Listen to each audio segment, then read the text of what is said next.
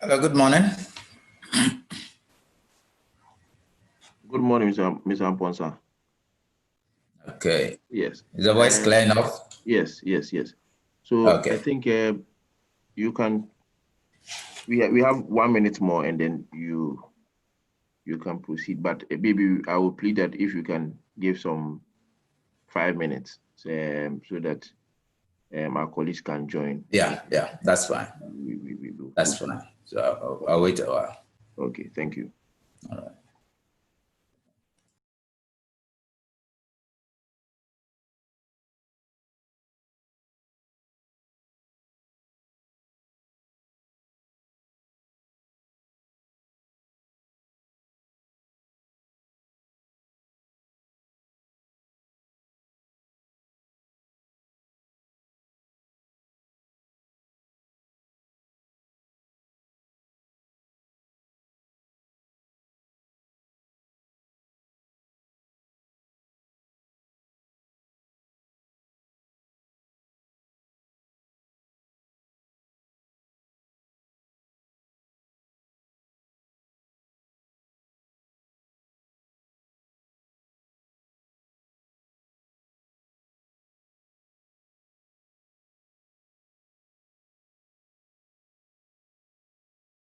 The first part with the first 15 or 20 minutes, the oral aspect. So for that, we're going to look at what exactly Mendeley is, how you can use Mendeley to collaborate with your colleagues. If you have an assignment, if you are writing a paper with other people, how you can use the software or how the software enables you to do that. And then we'll look at, it's a reference manager. What is the management aspect of the software? What exactly does it do that it refers to as a reference manager? We'll look at that. And then there are also some very simple tips that enhances your research activity. So we'll look at a few of them. Some you pick along as you use it, but I'll demonstrate a few of those things that makes you work faster using the software or any other reference manager if you choose to use a different one.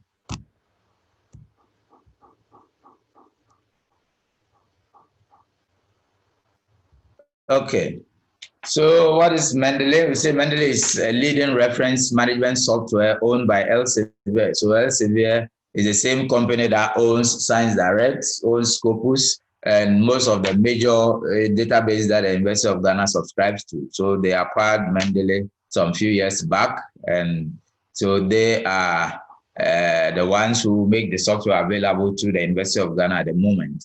We said that the software helps you to find, organize, and back up your research documents and references. It also helps you to discover new research by suggesting new or related articles to you. You can bear with me that it is very easier if you find one article and the system suggests related one to you. The benefit here is that you don't end up guessing search terms to be looking for the articles you need, because whichever one you find in the immediate, it means that related ones will most definitely come in handy. So the software helps you in doing this, which is part of what helps you fast track your research process. Now, if you look at this image on the screen, you can, this is a typical situation where a researcher prefers to use hard copy materials. Now you can see the pile of materials here, meaning that if you needed to travel, either you have to carry all these things with you, or you had to leave them and then go for your journey and come back, which, technically will kind of delay your research. And then you can have someone who also likes to use the articles and yet use them a bit with some mechanical strategy. So you still have the articles printed all around you, and you have to be looking for this one or that one at every point in time as you work on. What the challenge here is that you also need to have these things with you, or at a point you may even forget or miss the particular paper that you quoted something from if you choose, or if you are the type who don't cite immediately after quoting. And then there can also be that pressure on you. We all face that. The supervisor is traveling. The investor has given a deadline. You want to work overnight. So whilst working overnight, you choose to come to campus. You are tired. You can't go home. And yet you have all these books that you have borrowed from the library and you can't carry home. So what you see this guy doing here is actually against library rules. He's breaking the spine of this book, which other people may come to use. And we say that this software can help you do these things faster. So when you have a deadline, you don't need this pile of materials around you all the time. What you need is simply your laptop, as you can see from this very serious researcher on your screen. You can see there are no articles, there are no books, there's nothing in here. I can even probably bet that the laptop was a borrowed one. Because once you use these reference managers, all that you do is a machine, which is either a laptop or a desktop, and then once you sign in into your online account, the system automatically sends or transfer all your research sources, the documents, to the particular machine that you have signed in on, and then you are able to carry on with your work instead of having to carry the same local machine with you, carry your desktop, laptop with you all the time, or delay your work. All you need is another machine, as you can see in this picture. If you compare the two situations, you can tell that one will help you fast track your work better than the other. Now, what are some of the key benefits you get using these softwares, using Mendeley? So automatically generate bibliographies.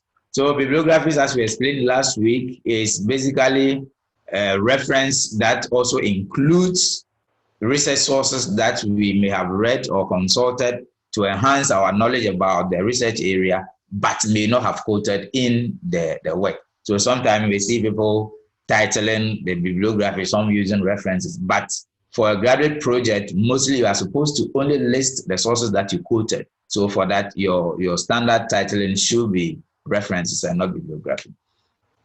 So we are saying that the software helps you generate these automatically. So as you type, all you need to do is do your in-text citation. The system will be generating your references or bibliographies for you automatically.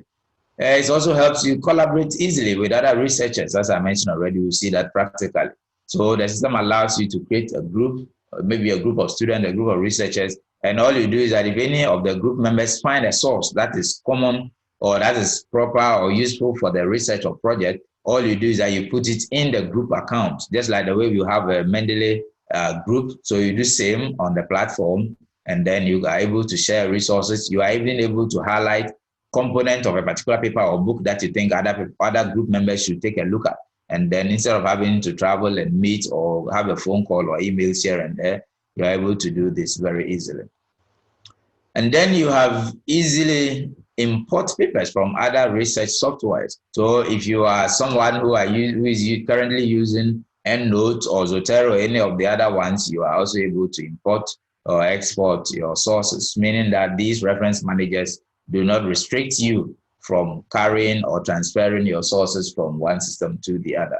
Find relevant papers based on what you are reading. So the moment you search on a particular topic, as I mentioned earlier, the system also suggests related materials for you in that same area, so that instead of going to, let's say, Science Direct, Scopus, and be searching, you can even begin your search from your Mendeley account, where you go to Mendeley Suggest. We'll look at that when we get online. So you, from your Mendeley account, the system will already suggest all articles that are related to your account. Remember that when you are creating an account, the software asks you to choose a field of study. So, and as and when the system comes around in contact with any paper that is related to your field of study or your recent project work, it gives you those suggestions, and some of those suggestions mostly come to your email, and you can also find them in what we call Mendeley Suggest.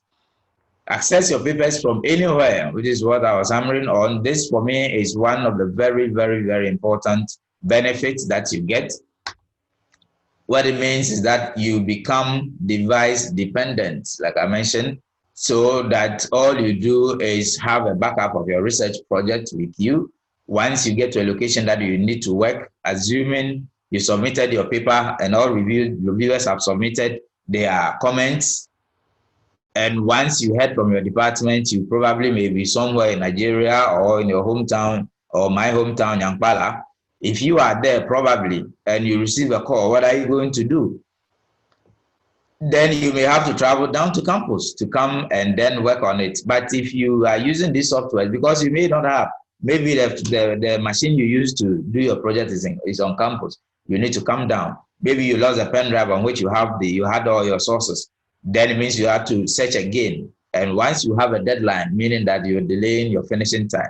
But as you use these softwares, what happens is that every single source that you ever use, if you use it for a long time, all of them are always in your account, and you can use them repeatedly, and as and when you need to do an update, you are always easily able to get access to them and continue with your update. And then we say it helps you to also read papers on the go. So you may be traveling. If your aircraft allows you to use a phone, I know some of them give Wi-Fi access. You can do that. If you're on a bus traveling, the system allows you to log in and search for articles using your phone. So the advantage is that once you do this, it enables you to reduce the time that you would have spent sitting by your desktop or your workstation trying to find articles, meaning that even once you travel, you can look for articles that are related to your work on the bus. By the time you get to your desk to work, half of the searching process may have been done, if not fully, and then you are easily able. So if you look at these benefits, you realize that most of them reduces your finishing, the stress, and also your finishing time gets faster if you don't have to struggle with deadlines when the department calls your attention to them.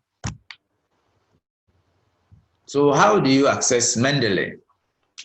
Okay, so Mendeley gives you two interfaces. So you have what is known as Mendeley Desktop, which is the account you work with, all right, which is the app that you install on your laptop or your desktop. And then you have Mendeley Web or Mendeley Online, which is your account interface on Elsevier's Elsevier's cloud space, meaning that so if this were clear enough, you would have seen that everything in here is the same thing here, and this is on their cloud server, meaning that if you lost your laptop, all copies of your documents are in here on the cloud. All you need is another device, be it a mobile phone or another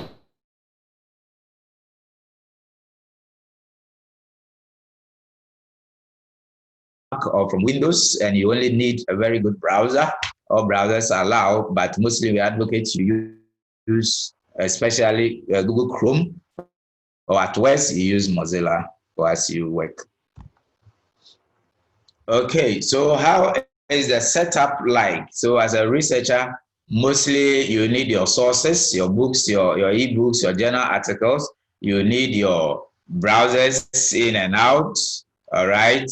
And then you need your devices, be it a laptop, a tablet, a mobile phone, a desktop, and then the most important connector being the Mendeley's cloud server, all right, on which you have all your backup, which is what enables the functionality of you never losing any source or research material, which takes away your device dependency. All you need is another device wherever you are, and then you are able to continue with your research. So getting started, how do you start using the software? So in the immediate, before you start using the software, you visit www.mendeley.com. As you can see from here, this is a URL. Once you get there, you either click on create account from here, or you can see it from here. And then the system gives you an interface to create, or if you already have an account, you click to sign in from here. And then once you finish creating the account, you can see download here. So you download the desktop application to install on your machine.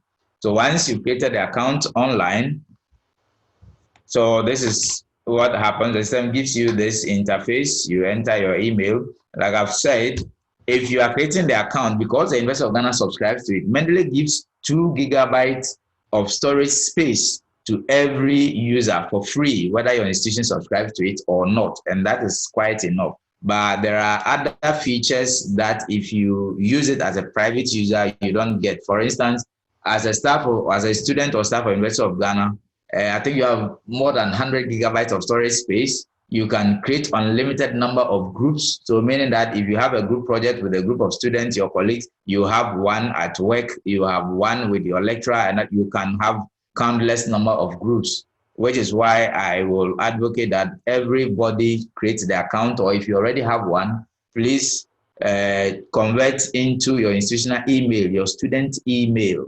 Once you use that, that's how you authenticate Mendeley. That is why we always push Mendeley for students, because you don't need to come to the library or the research commons to have it activated. Once you use your student email, the system recognizes that you are a community member of the University of Ghana, and automatically your account is activated to enjoy all advanced features. So this is how the Mendeley web looks like. It's basically like your desktop interface. So it's just a duplicate. So just like accessing your bank account on your phone, all right? So the data, you see it on your phone, but this is your cloud server interface. So every user that uses Mendeley has an account reserved for them, a storage space reserved for them. And if you are a member of a subscribing institution, meaning that your storage space is about 100 gigabytes and above. And this is the desktop application. This is when you install this, what you get. What you are seeing in here is because the interface, this interface belongs to someone who has been using it for a long time. So meaning that the person has a lot of articles. If you have just created one, you see that this particular column will normally be empty. All right, so we'll come back to this. All right, so let's do Mendeley desktop. What are some of the features? So we're saying, well, using the desktop, it helps you build your library. So these things you are seeing here ordinarily would have been books that you'll be carrying with you, all right? Books and articles that you'll be carrying with you. We're saying that the system helps you build your library electronically without having to carry all those things with you. So you create folders, and then assign the system to watch some of these folders. You are able to add references manually or in an automated form. You are able to do all these things and ensure that your work is made easy. So to add, you have the add entry manually, and we'll come back to this practical. So let me not waste time on this. And then one of the most important features that enables you to become device independent is the sync feature. So the sync feature enables a balancing of your desktop app account and your online account, meaning that anytime you add any article or any book into your account, you need to synchronize by clicking on this button. So once you click on synchronize the system, if you added, let's say as a colleague shared an article with you on a pen drive, meaning that the article is with you locally on your machine. So once you add it to your account, you click on synchronize, and then the system sends a copy into your cloud interface, meaning that if you move away from the particular machine on which you added the file, you are able to access it on your phone or any other machine, and it enhances searchability and also sharing, meaning that you are also able to share with other group members. So if you look at the diagram here, you have your devices, you have the cloud server, and then you have other devices, you have a tablet in here, meaning that you are not device dependent if you constantly engage the syncing feature. If you open the system afresh, it syncs automatically. Recently, I've realized that it's mostly synced automatically, but it's also important that you yourself, periodically as you work, you click to sync. Okay, it also enables you to organize your library. How do you organize your library? So as you can see from here, these are various folders that have been created, meaning that the owner of this account, all right, has probably writing a paper on economics, has something like examples, you have history, all right, meaning that on your research projects, you know, if you look at the account I showed earlier, if you have that much document, it means that it's possible that you find it difficult to remember some of the articles that you have, okay? And then you waste time searching for them from somewhere here. But then if you are using the software to do the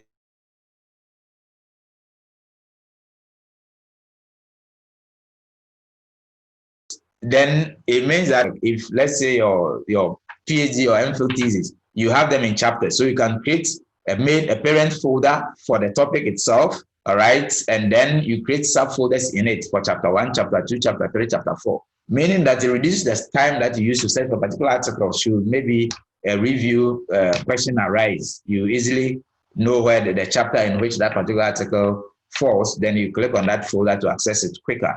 So if you work on different projects, you're also able to categorize them and save them as such. And then collaboration.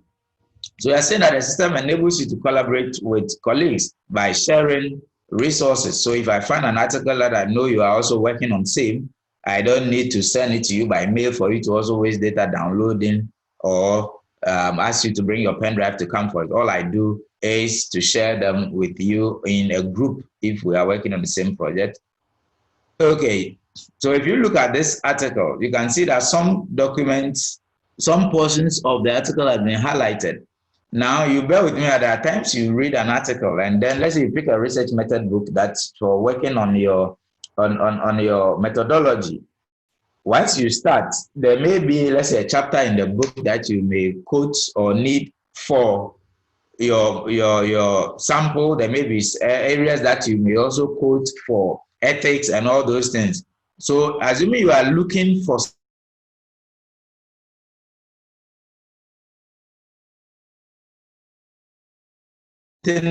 on, if you, once you look for sampling, if you hit on something and then or leave it, and then when you are done with sampling, you come and read the whole book again looking for it. So the system allows you to highlight those portions that you think you may need in future, meaning that the moment you open that article the second time, all you do is scroll through to be able to find those highlight portions in your document, which makes you work very fast. So this is a group, so we'll do a group creation practically, so I don't waste time on that. And then these are some of the, so we have 3 types of the groups. We have the private group, we have the public group, and then you have the, so the private group actually is used by a group of researchers who are subscribing, or whose institutions subscribe to the software, all right? So like members of the University of Ghana, what it means is that you can create a private group. Now the difference is that a private group allows you to, be able to share documents with other colleagues, which is something that a public group does not. So a public group are created by individuals and you are free to join. And because of copyright reasons, public groups are not allowed, to be able to share content, because if you do that, what it means is that anybody anywhere in the world can pick your book. If you wrote a book that you deserve your, people to buy and for you to get your credence in terms of cash, that's not going to happen, because one person will get that book and share it among the whole world.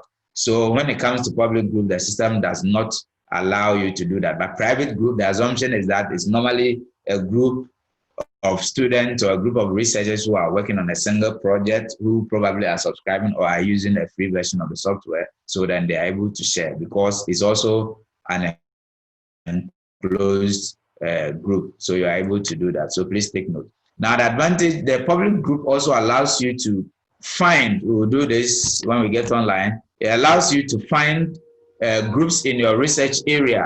So for instance, if you are a marketing student, you can search if there is a marketing group or a worldwide marketing group, then you join. What happens is that anytime new publications come, so the system alerts you. If the group owner also have something to share, and other group members also can pick relevant articles on the subject area of the group and share it among group members. So once we do that, all these things are features that helps you to enhance your research process and limit the time that you would have used searching for relevant sources.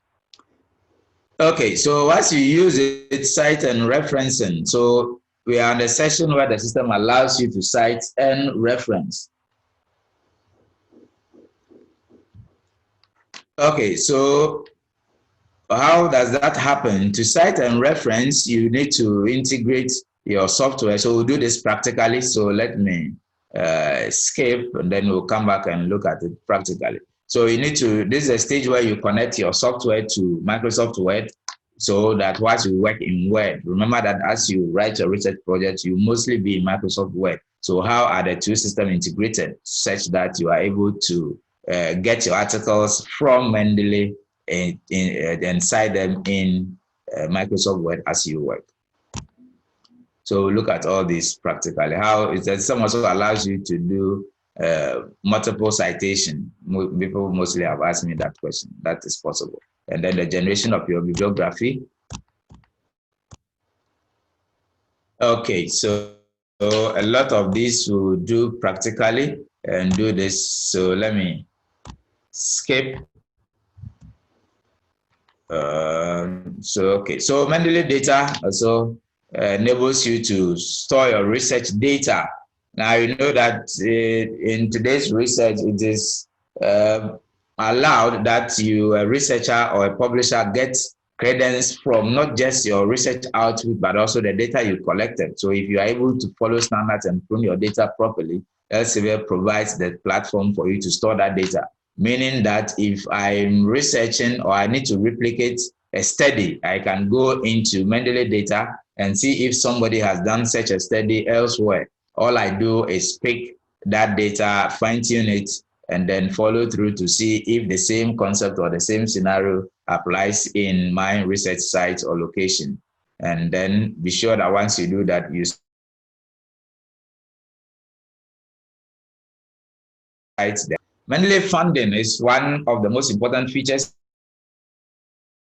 you need. So Mendeley funding, you can see this is an old interface I took, but they already have 19,866. We look at this online, funding opportunities available. Okay, so if you need more information once we finish with the exercise, you can visit this site. We'll share the slides with you. Visit this site for more information on basic things. If you're trying to add an article, simple things that you're trying to do, and you don't just go here and then you get some clarity. Okay, so at this juncture, I'll skip and then we'll get into practice. Please, like the coordinator said, enter your questions in the Q&A. Once we are done, we'll take all the questions at a stretch and then we're done. So let me move into practicals.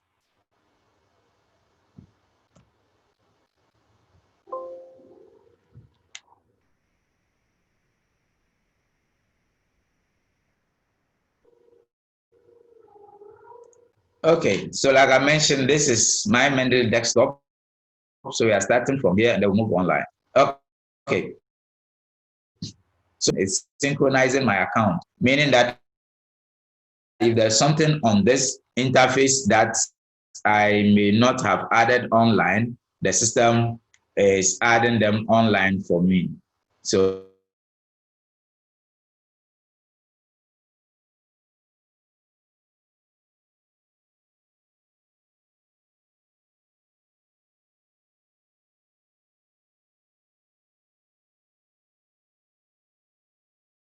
to do is to add your articles into your account. So every single article you see here, I have been using this software since somewhere around 2013, 2014. So I have a lot, almost about 1,000 articles and ebooks. Okay, so all you need to do is ask why she was writing and the system was not citing.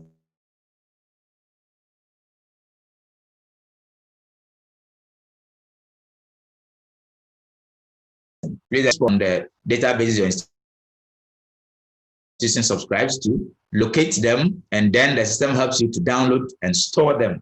All right. So adding them like this on the desktop account is a situation where you have, let's say, articles shared with you or downloaded onto your machine that you need to upload into your account. Okay. So it's still your duty to search for the materials and add them into your account.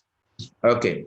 So how do you add content? So first of all, you can see add from here. So if I pop this drop down arrow, you see we have 4 options. So add files, add folder, watch folder, and then add entry manually. These are all strategies that you follow through to add your content, be it an article you downloaded, an ebook, a journal, what do you call it, a website interface that you captured, you put them all in here. Or even if it's a manual book that you pick from the library, you have to create the bibliographic data so that once you type the text from the book into your work, you click on it to cite.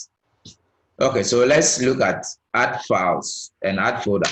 Now, add files and add folder basically perform almost the same thing, except that add files enables you to select from a group of files, let's say articles. So assuming so if you look at the content of this folder, this is my downloads folder. You can see that there are mixed content in here, different content, a lot of which are not research related, main ones. So then assuming this is what I want, then I select it. I select that one. So add files enabled you to select from among a group of documents, the ones that you think are related to research, and then you click on open to add them into your account.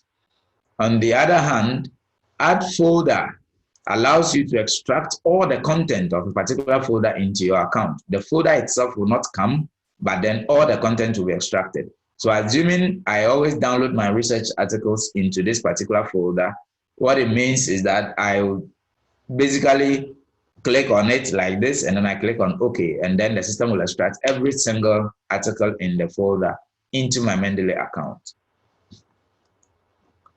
Now, watch folder enables you to create, let's say, a folder on your desktop or anywhere on your local drive and assign the system to watch. What it means is that anytime you download the content into it, instead of using any of these 2 strategies to extract them, the system automatically adds them into your account. So let's say I click or I choose this, and let's say this is the folder I want the system to watch. All I do is check mark it. So anytime I'm downloading, instead of the downloads folder, I direct the download into this folder, and the software will automatically extract it without me having to follow through the add and then uploading them into my account. Now, the last one is add entry manually. Now, add entry manually gives you this dialog box which enables you to create. So this mimics a situation where you have, let's say you have a manual book, let's say a book that you borrowed from the library or you bought yourself, and you are typing, you are quoting something from it. Now remember that if you use the software to cite, you cannot use the software to cite some of the quotations and then for others you do it manually. If you do that, the system will not sort them for you. One of the advantages of using the software is that once you cite, it automatically sorts them. So let's say if you cited Zimmerman as an author first, and then you cited Amponsa second, automatically Amponsa will jump up. So all these things are done for you automatically. So by the time you hit your last full stop, if you did everything right, you don't even need to go and look at your reference list because everything would have been generated appropriately for you. But you need to create the bibliographic data of the manual book so that once you type the content from it into your work, you click to cite. So this is what I'm going to do. We are going to start from here, and then I'm going to use a website as an example. I know people do that, and then sometimes you find some challenges with how to cite. Okay, so let me open a browser.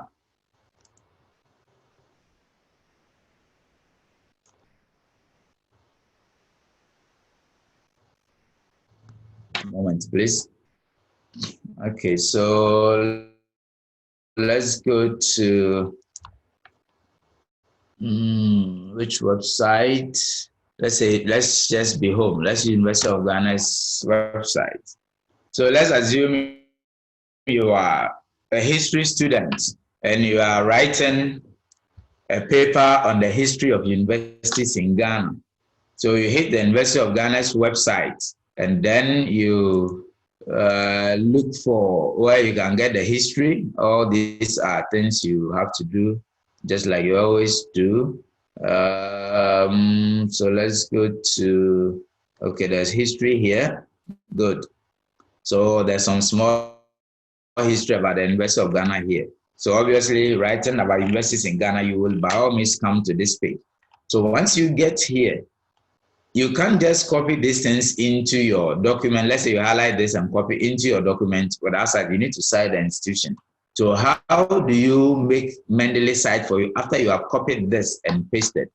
So what you do is that you need to create the bibliography data about this website into Mendeley.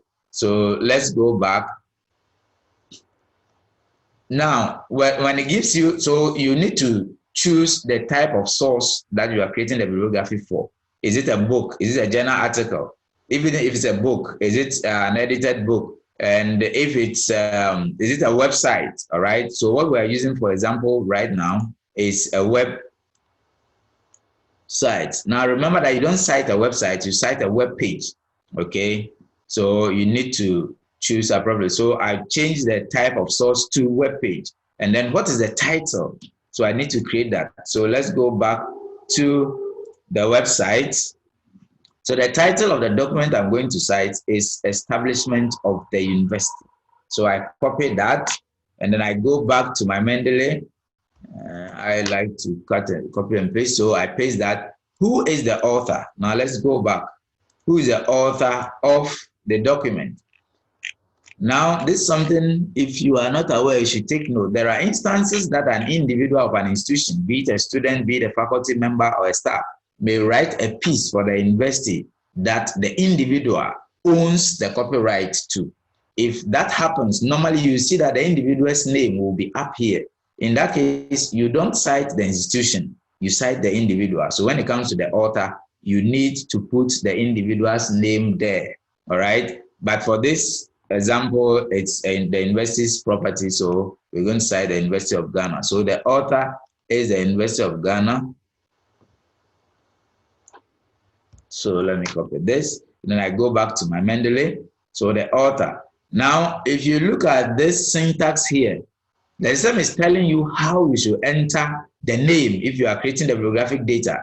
So you see that I say last name. Please look at it properly. It has last name and there's a comma there before first names. So remember to add it because the system is saying that this is how you should enter the details for me to be able to cite the document for you appropriately. So it says you should enter the last name first and then the other names should follow. Now, if you look at the next line means that if there are more authors, you press enter to come to the next line. You don't enter them on a continuous line. You finish with the first author, you press enter, you come to the next line, and then enter the second one. Okay, let me paste what I copied. Now I realize that the system is asking us to enter the names per the last name first and then the other names or first names. Now someone may ask, what is the surname of the University of Ghana? The University of Ghana doesn't have a surname because it's an institution. So you see that the moment I pasted, this syntax also appeared. You have here institution into brackets, right? Institution. And then let me delete a few so you can see it properly. So you can see that institution or organization, all right? So the system is asking that question, that what you have pasted, is it the name of a person or an institution? If it be the name of a person, the system is going to choose part of the name to be the surname because you did not specify. If it were a person's name, I was going to probably put a comma here. But because this is an institution's name, then you click on institution. What you have just done is to tell the system that this name as I have entered is that of an institution. So anytime you display it, please display it in full. Do not break it down into surname and other names. That's basically what we have done. And then being a website, we don't need this. So we need the year. Now, which year was the content published on the website? Sometimes you see it up here. So when you come down here, there's none in here, but you can see there's 2018 here. Now, mostly what you see down here is the date of the web page when this page was created, or sometime the website. So normally if you have a date here, up here, that date will be the date that this content was uploaded, which will be the appropriate date to use. But if you have none, then you scroll down and use it. So right now we're going to use 2018 as the date of publication. Okay, web page, we don't need pages. So we need date access. Please remember that date access is very, very important, because if your supervisor or any reader goes back there and the data you claim to have cited is not there, how are they able to know that what you said is true if you are not lying? So adding the date access is in itself a form of a disclaimer. You're telling the reader and your supervisor that on this day, that day, on this day, that date, Eric, I went to this website and this is what I saw. Should you go there and it's not there, please, I have nothing to do with it. So please always remember to insert the date access anytime you cite a website. And then you need a URL. So you go back to the web page and then you click to copy and paste. Sorry. And then you paste your URL. All right. So now let me add something that some of you, so basically this is what you need. But you can see here, you say add files. Now there are instances where you may be working on the work and you'll be in a place where there will be no internet. So let me give you a tip. Because that can happen anytime you use, anytime you use a website like this, I would advise that you capture the interface, all right? So if you look at what we have, so it's asking us if this were an article data, then you can add the file to it. But because it's a website, you can't add it. But I'm saying that there may be a situation where you find yourself in a remote area, or you're even in your house and you don't have data, but you need to cross-check something on the website, all right? So normally what I do is that I capture the interface of the page and add it to the bibliographic data. How do you do that? It is part of the reason why I'll advocate that if you don't use Google Chrome, please try and do that. So what you do is you right click. This is just a tip, it's not part of the exercise. And then you click on print.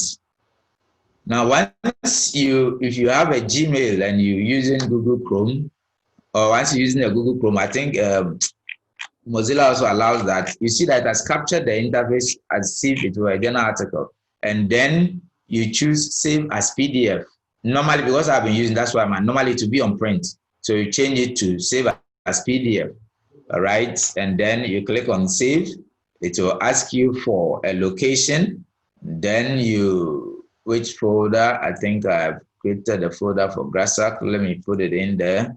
All right. So then I come back to Mendeley and then I click on add file. Then I go to GRASAG and then what's that for? Establishment of the university. I click open. All right. So you can see that the file has been attached. So meaning that this has become localized. So anytime I want to cross-check something on the website, I can read it without depending on the internet. Then you click on save. So we have just created bibliographic data for the University of Ghana's website. So this is it. All right. When we get into citing, I'll use it to cite so you see. So these are the details we created. Author's name, the title is here, author's name, date of publication, date accessed, the URL, and the file is attached from here. Very beautiful. Okay, so ladies and gentlemen, that is how you add content into your account. Now you can also use this to create, I think last week somebody was asking about how if you cited a video, if you watched a video and you quoted something from it.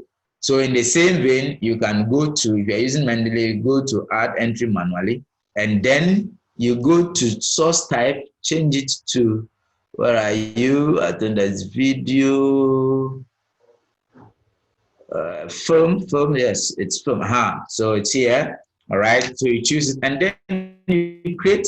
By all means, the video was made by somebody. Any video has a title. You put it there. You put the author's name. The year should be there. All right. The year that it was created. You scrutinize the video appropriately. You find it. All right. If you don't find it, means that it's going to be ND. And then you put the URL. Okay. The same process you follow through. And then one thing. You can see other settings say unpublished work, exclude from Mendeley web catalog. Now, what this does is that, so for what I created for University of Ghana, all right, this data is not something that I want the whole world, I want to share with the whole world. So you check mark this box, meaning that any other person reading cannot find this. It becomes your private document. Someone may want, I thought it's private. Now, because I am using Mendeley, you are all using Mendeley. All together, we come to form a database. So meaning that in Mendeley has what they call Mendeley Web Catalog. In that catalog, every Mendeley user's content are in there. The only thing you can't get is a full source document in there. All right. So anything you add into your account, it goes into that catalog. The bibliographic data of it goes into the catalog, except the full source document. So that is part of why the system is able to search and share quickly. So once you check mark this, if it's a video, if it's a private something, or let's say you try to use Mendeley to store a copy of your project work, once you upload it using this process, then you come down here and click on publish work, exclude from Mendeley Web Catalog. All right, then no one else will see it except yourself. Okay, so now that's how you add content into your account. We'll come to how to do it from online when we get online. Let's finish with the desktop. So the second stage, what else that Mendeley Desktop help you do? Now you can see that I have a lot of folders here. All of these are folders I created myself on various. So this particular folder contains research method books that I normally share with people I meet who have need of them. All right, I have a lot. I've created a group that I share with students. So later, if some of you have need, you can contact me, and then we'll see how I'll add it to it. Those of you who are doing social studies. Okay, so once you create a group like, so all these things are research method content, okay? And then meaning that if I'm looking for them, you see, if I were at, so once I click on all document, everything in my account displays, all right? Everything in my account. But if I go to a specific content, if you look at this is DEL, Distance Education and Electronic Learning. It's a master's program run by the Distance Education, the College of Education. All right, so you can see that once I have the main title, these are the courses in there. So you can see these are subfolders, DEL, CISO1, CISO2, and you can see that all of them. So these are individual content that I entered was on that program. Meaning that if you have an assignment, you are not going to be wasting time. Everything in a particular folder has something to do with the particular course. So then searchability becomes very easy and fast. All right. I have something on digital divide. So anytime I come across any content at all on digital divide, whether I have immediate need for it or not, I push it into that folder so that if in future someone needs it, being a librarian, I'm easily able to share, or if I'm writing a paper or something on it, all I do is go into digital divide, resource management, so many other things, content on library. So you can do same for yourself. I created a folder recently for logic content, all right? So you can do same for yourself. So how do you create a folder? You can create a folder from here. You can see create a folder, or once you come up here, you click on create a folder. So because I was under logic, the system is creating a subfolder under logic for me. That's what is happening right now. So let me go back home. Let's say I want to create a parent folder. So once I am here on a library, and I click on folder, okay? So the system basically gives you an interface to be able to name the folder. So all I do is, let's say GRASAG. All right, and then I press enter. So you can see the name has changed from up here. So I've just created a folder. So if I want to create a subfolder in it, so I'm having webinar series with GRASAG. So all I do is right click on it and choose new folder. All right, you see that it's been indented. The alignment has changed, has shifted, meaning that this has become a subfolder. So let's say reference management. So this subfolder is reference management.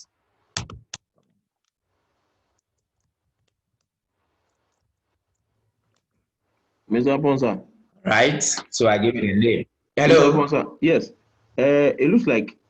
Are you paying my attention? Yes. I wish you kindly draw attention to the fact that most of the people on this are new. And so if you could kindly go step by step, asking how to download the Mendeley, and then how to add word and proceed, so that they can take their time and how to add Word. How to download. How to connect it to Word. Yes, exactly. How to connect it to Word. Yes. So what I'm trying to say is that if you can kindly take it. So that's exactly what we are doing. We will get to how to connect it to Word. Okay. And I'm also talking about that's exactly what I'm doing. Yes, I'm also saying so that. How to get connected to Word, how to cite, how to. Another one is that if you can also go step by step with regards to download. Can you hear me? Hello. Downloading. When we get online, I'll show you how to download. Okay. Thank you. Are you there? Yes, I understand. Yes. So we are doing this because it's two different interfaces. All right. Okay. So we finish with the desktop and then we go online, which is where we'll see how to download. All right. Okay. Thank you. Are you okay? All right. So we are assuming that you already have the desktop app. All right. So these are the stages you go through to add content into your account. All right. So when we get online, we'll look at. Okay. So you create GRASAG and then you create a folder. So why is this important? We are saying that doing this helps you manage your sources appropriately. All right. So there was a time Professor Bedu asked me to get in some articles for a research paper. So you can see that I have Prof here, and all these are articles that were used to write that paper. It was published in 2014. All right. But then the content are still here because they are still relevant to me. So anytime you save them, they will always be in your account, and then you are able to always use them. Okay, so that's how to create a folder. I know there will be so many questions, so we'll use the question to recap a lot of them. Okay. So after folder, what else? I mentioned that the system also allows you to create groups. Okay, group of students who are on a research project or an assignment and you need to share documents. Take it or leave it. COVID has made all of us distance students, whether you like it or not. So meaning that using systems like this to collaborate has come in, it's already, it's maybe your only option. Okay, so how do you create a group? So to create a group down here, you see create group, all right? So you click on create group and then you can see the groups that I mentioned here, public group, invite only. So invite only, I don't think I touched on this. So invite only is also a private group, only that for this one, the owner need to invite you to join. So invite only shares similarity with both public and private. In that, with invite only, you cannot share full source documents. And with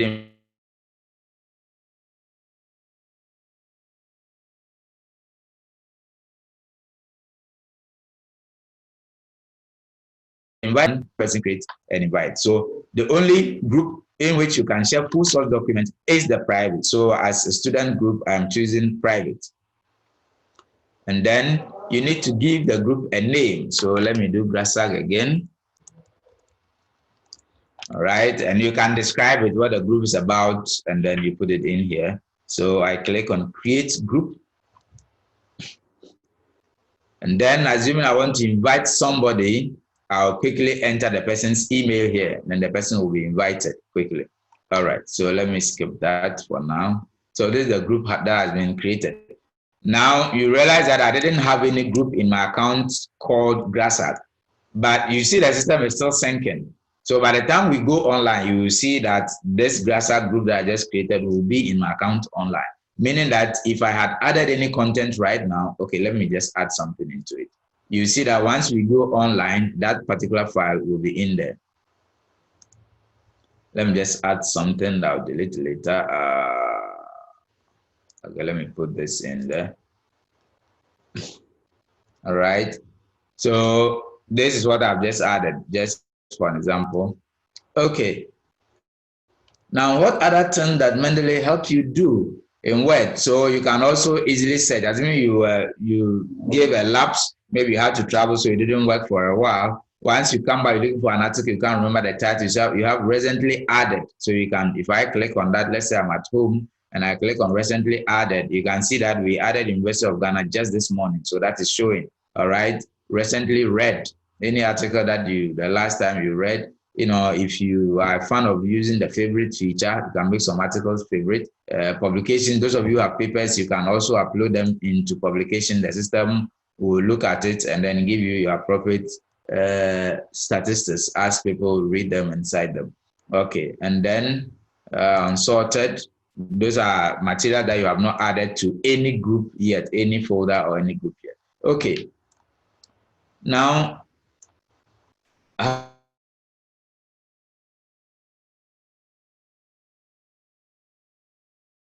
do you then, let's look at how to highlight the highlight feature I was talking about. So assuming I'm reading this paper, you can read your articles in Mendeley instead of opening them outside of the software. You can just double click and then it will open inside the software.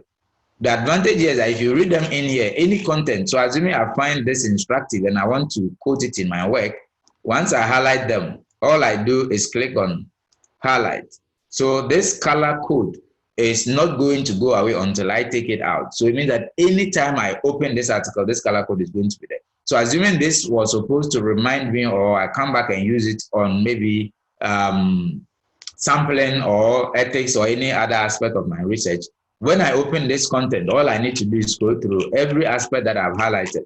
Let me actually look for some of the research method groups that I've highlighted before so you see it properly. So this is a research method group I created, Creswell. I use Creswell a lot. Okay, this one is not highlightable. Let's see, Cohen. Yeah, I'm sure I've used this. So Brian, oh, this is the German copy. Oh man, Yin content that I've highlighted some time back, and they'll always be there. So anytime you share them with colleagues, you see those highlights in the document. Hey, don't disappoint me. Aha. So you can see all this. So let me see. Case study interviews require you to operate on 2 levels at the same time, satisfying the needs of your line of inquiry whilst simultaneously putting forth friendly and non-threatening questions. So you can see that this was something that I was highlighting because they have something to do with case study. So what it is meaning that anytime I'm working on the case study and I have this book, I don't need to go and be reading them again, looking for portions that talk on case study, because I already have almost all the ones I need highlighted once I read through it. So any portion of the book that you read through, you highlight them. Once you come back on it, everything you ever highlighted will be there. So these are some of the cool features that you can get to use in the software. Okay, so how do you connect Mendeley to Microsoft Word to Cite? So this is what you do. You go to Tools, please. We'll share the slides with you. I'm sure the video is being recorded so you get them. So you go to Tools, and then you come down to, so you can see that mine reads uninstall MS Word plugin. So a plugin is basically a small package software that enables you to do integration or perform specific functions. All right. So this is basically a small part that enables you to connect Mendeley to Word. So you see, I say uninstall, meaning that I've already installed it. So anytime you see yours, if you open yours and it reads install, meaning that yours is not connected. Mine is already connected to Word. That's why it reads uninstall MS Word. That is disconnect from Word. Okay. So once I click on it, okay, let me just disconnect and redo so that you see it properly. So now when you are doing it, if you have Microsoft Word open, it will not work. So you can see that my Word, I have Word open, so it just closed, and then the system has, the plugin has been uninstalled. So now if I go back to Tools, you can see now it reads Install MS Word plugin, all right? So I click on it, and then that is it. It says install Microsoft, so you will be blah, blah, blah, Mendeley reference in Microsoft. So it's installed. Mendeley are now integrated. So whilst in Word, you can see some tools. So when they get connected, what it means is that you see the tools in Word, so you can click on them to use instead of coming down to Mendeley. So basically, these are some of the easy to use. Now, this is the synchronize button. You can see that currently as I am working, the system is continuously syncing, meaning that they've upgraded the software. So instead of me having to click on sync, the system is continuously doing it already. All right. Okay. So now that we finished with the process, we have touched on Mendeley Desktop. We have looked at what it is, what it helps you to do. We have looked at the various strategies of adding content into your account, which you can find here. All right. We have also looked at how to create a folder. We have looked at the folders. We are saying I'm looking for them once your library becomes large. And then you have these tools here that helps you to sort your content. And then you also have, we have also looked at how to create a group, and we have actually created the GRASAG group. Okay. Now, how do you cite when you're on the desktop? Remember, when you are writing and citing, you use the desktop app. So Mendeley Desktop is what you use. Now that we already have it connected, let me open Microsoft Word, and then we'll see how it goes. Okay, so let me open this small file I normally use for practice. So if you have your work, meaning that you open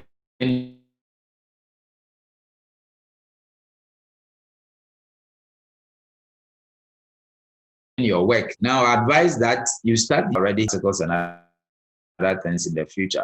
So what it means that once you start a project, start using it.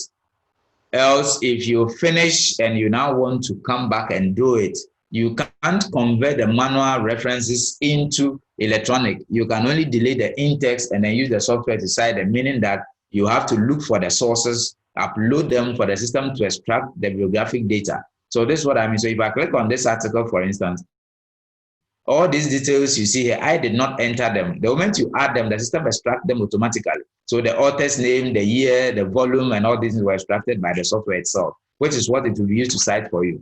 You only create it if you are entering something like the bibliographic data of a web page, a manual book, or a video. That's when you come to add entry manually and do it. So please try and use the software immediately you start a project. Okay, so Microsoft Word is opened. So let's see how you cite. So I have a sample text here that I sometimes use for exercise. So in here, let me delete this and then we'll cite again.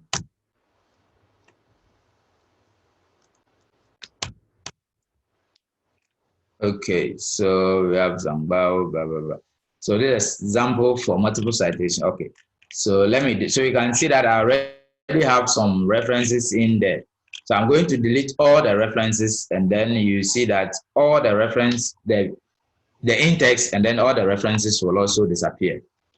So you can see they are here, but once I come to reference and I refresh, so refresh is basically like closing and opening. So if I refresh, because I've taken the in-text citations out, all the reference lists will also vanish. So you can see they are all gone. All right.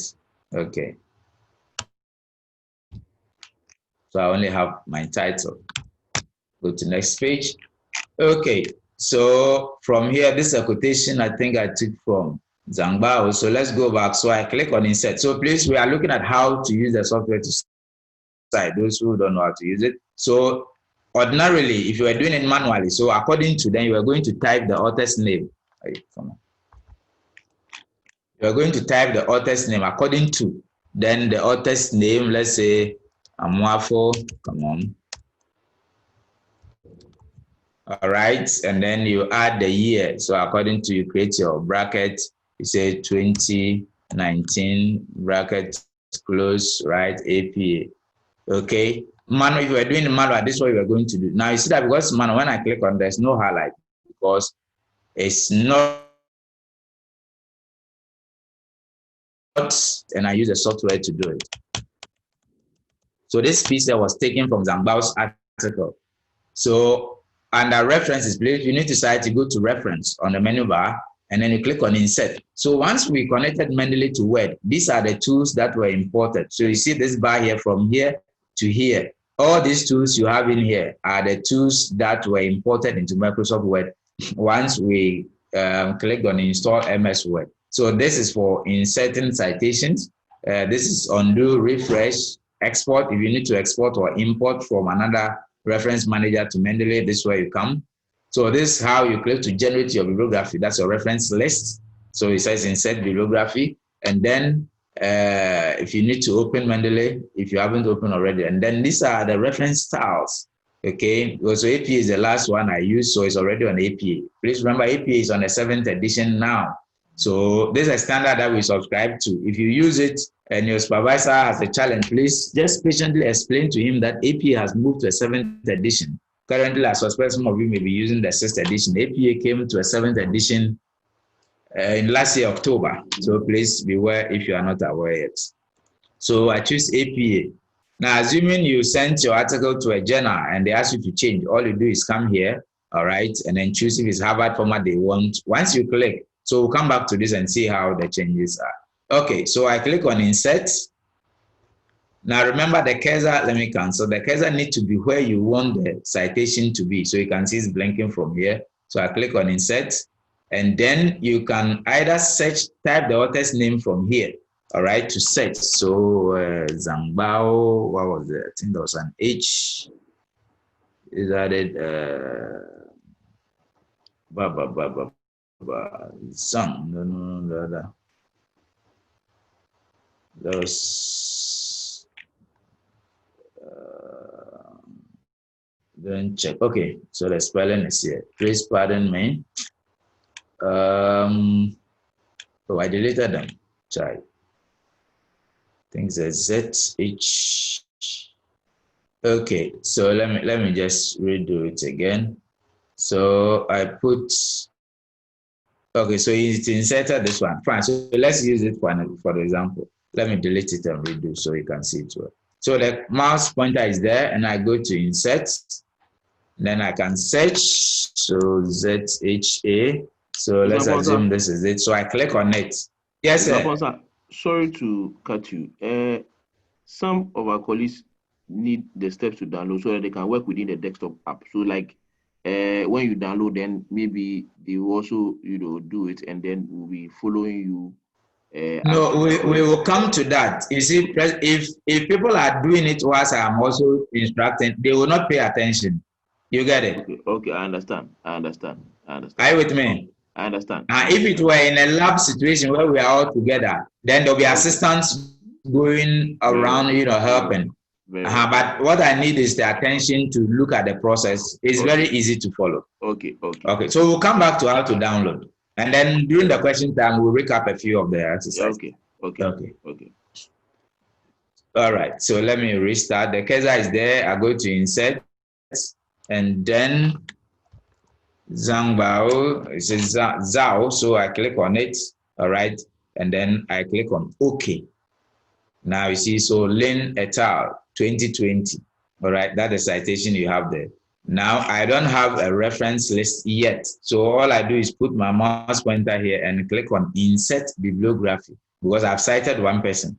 Now remember, you click on Insert Bibliography only once. Once you do the first citation, you click on it, you create your reference heading, and then you put the mouse pointer beneath, click on Insert Bibliography. Now this is a reference list generated as I did the you saw I didn't type this. Once I click on this,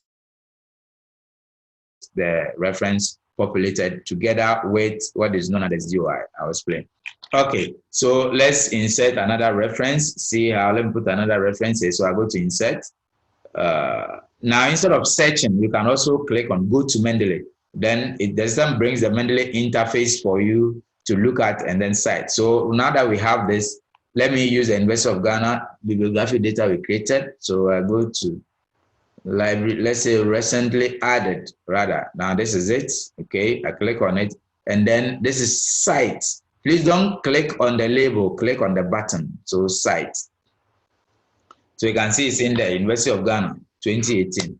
Now remember, because the citation, if the citation is before the quotation, it's only the year that ought to be in brackets. So even for this first one, there should be a little editing, which we have reported that they automate, but for now, you need to do it manually. So what I do is I click here and delete backspace to delete the first bracket, and then I enclose it around the year, this APA star, okay? And then I take away this comma. So this is it. But once you edit it and click outside, the system says the citation Lane et al. Has been manually edited. Do you want to keep this manual edit? Because you did it intentionally, you click on keep manual edit. Intentional, click on keep, and then that is it. It will not change again. All right. But because the University of Ghana comes at the end of the quotation, so this is how it's supposed to be per the standard. All right. So we leave this one like this. So if you cite at the end of the quotation or after the quotation, both name of author and year are in brackets. If it is before, then it's only the year that should be in brackets, the APA star.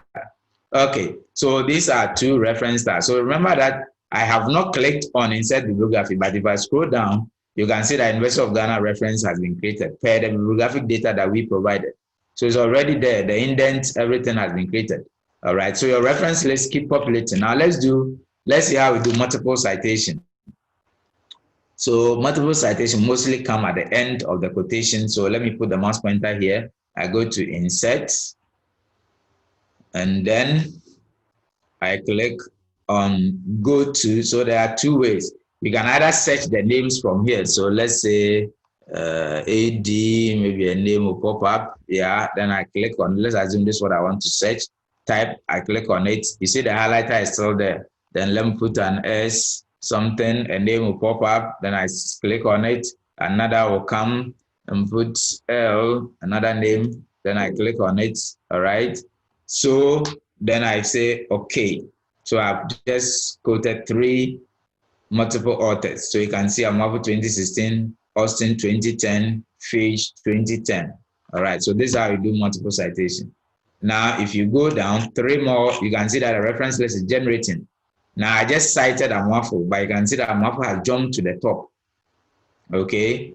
So what it means, that's what I meant by as you cite, all these first 3, all right, were the last citation I inputted, but the system is sorting them and arranging them. So by the time you finish, your reference list is done if you did everything correctly. Now, what do I mean by if you did everything correctly? Now, let's assume that when we created the University of Ghana bibliographic data, let's go back to Mendeley. If we forgot to, so let me come here, if we forgot to add the year, for instance, the year is supposed to be up, so I'm going to delete it. You see that in the reference list, so I've deleted it from Mendeley. Remember that the references you have in Word are not resident in Word. They are in Word enabled by a plugin, meaning that once they are not in their resident software, you will not have them as you need them. So please come. So that is it. So if I should go back to Microsoft Word and I refresh, so I'm going to click on refresh. So you see that the date has disappeared and is replaced by ND, right? So this is what I mean by if you did everything right. So if you forgot the authors and if you forgot some important bibliographic details, you are not going to have the software do them for you. So what it means is that you need to ensure that every single bibliographic detail you need to cite is inserted whilst you are creating the bibliographic data in Mendeley. So I replace it again. I click outside. I go back to Word. I refresh, and then you have it back. All right. So this is what I mean by doing everything correctly. Okay. So this is how you do your citation, the in-text citation, and also generation of your bibliographic or your reference list, sorry. Mr. Moderator, I think we should take some questions before we move online. Otherwise, they may pile so much. So I'm going to unmute those who have raised their hands. Okay. That they ask questions. But hold on. Before then, you asked me to show how to download, right? Exactly. So let me add that to this exercise. That is normally part of the online process, but because let me add that and then we take the questions. Okay. Okay. So to download, like I mentioned in the initial intro, you need to go to the homepage of the software, which I said www.mendeley.com. All right. Mendeley.com. So you are in here. Now, because I didn't log out, the system signed me in automatically. So let me log out and then we'll be on the home page of the package.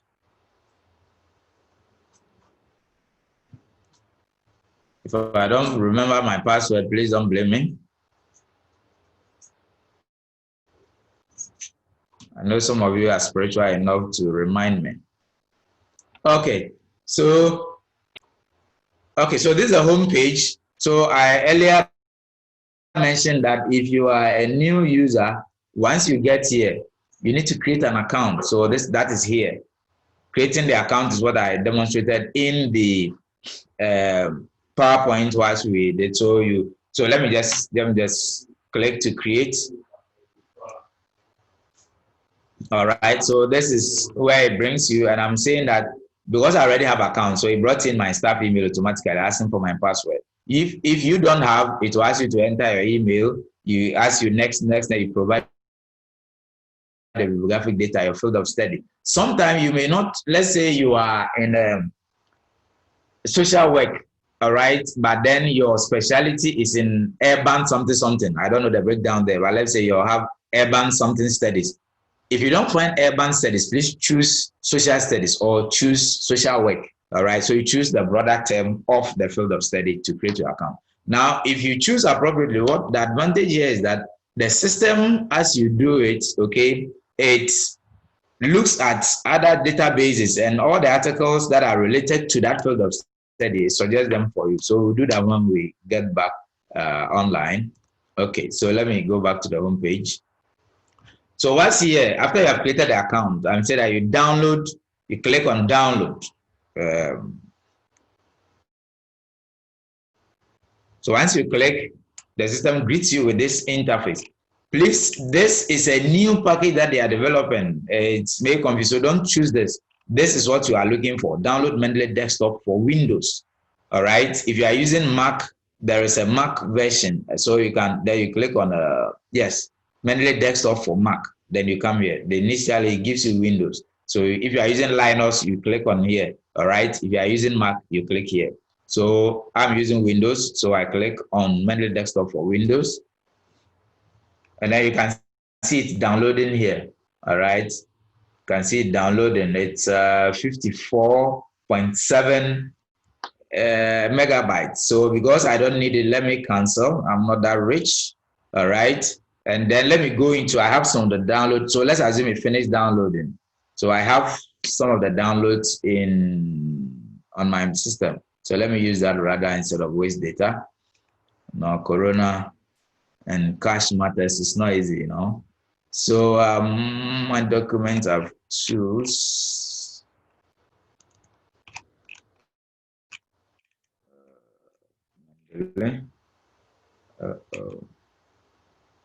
Okay, so this is Mendeley, all right? So let's assume this is what I downloaded. So all I do is double click on it to install. But because I already have it, it's very simple to install, all right? Because I already have it, so I will not install. Now, once you install it, you click on next. Please note that you use the same credentials that you use to create the account online to sign in, all right? Online, they ask you for your email, your institution, if you're a private person, your area of study, your specialty, and your password. So the same email and password that you use to create the account is what you're going to use to sign in online.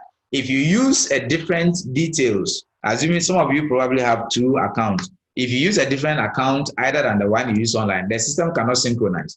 It has to be the same so that anytime you add something, a copy is sent online, a copy is sent back onto the desktop. Just so that your backup is. Hello,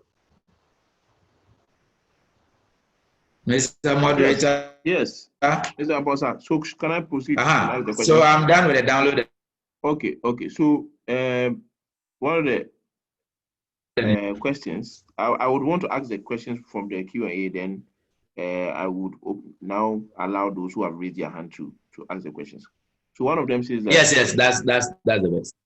One says that what happens if I have already written and I have made the citation? How can I get it automated by Mendeley and subsequent articles?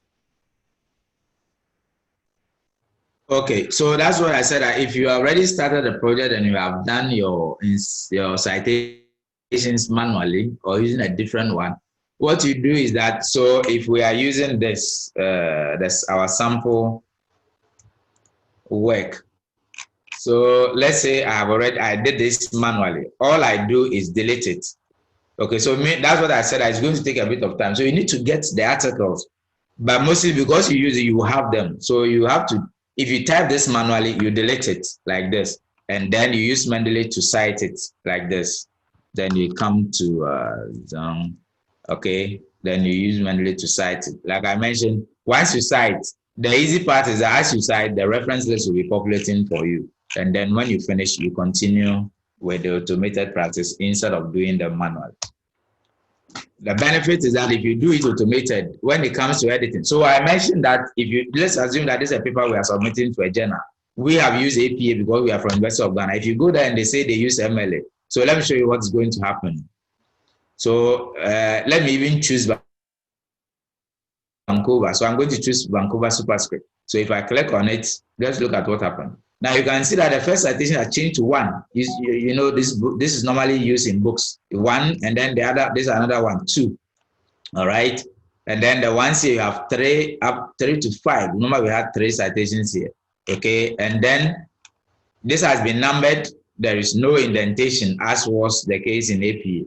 So if your journal publishing house asks you to change your references, you don't go and sit down to recreate this, remembering a comma and the full stop, the journal article slanted, and no, it's all about a click of a button and then it is changed. So if we need to change to let's say South African Harvard, you click on it and then you can see the change is done. The number is gone. The differences are there. The reference have come. So you can, yes, please, next question.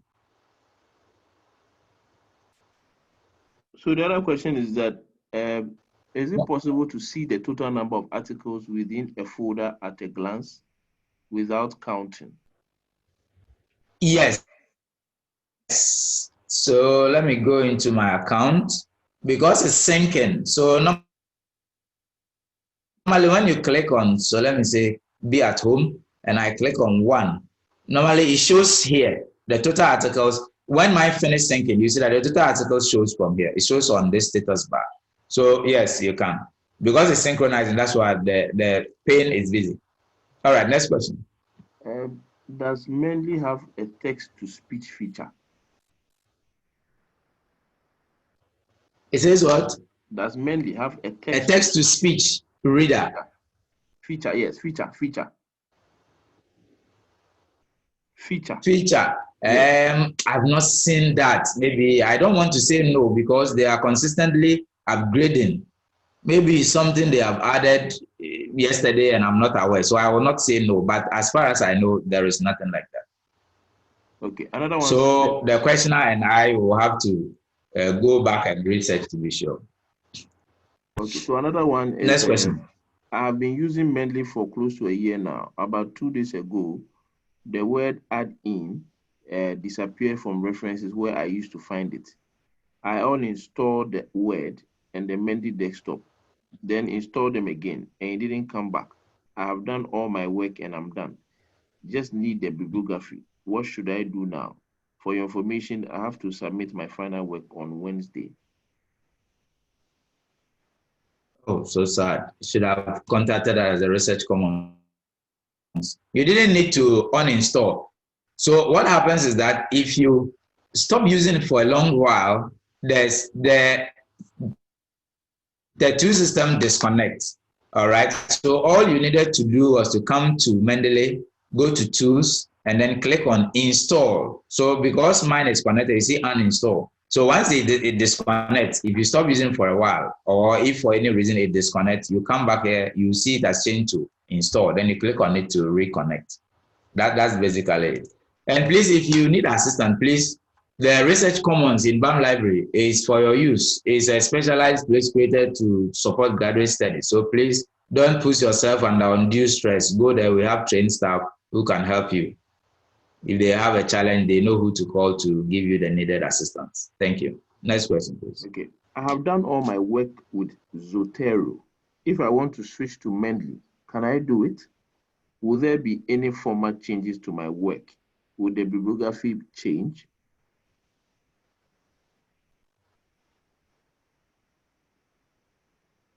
Hello.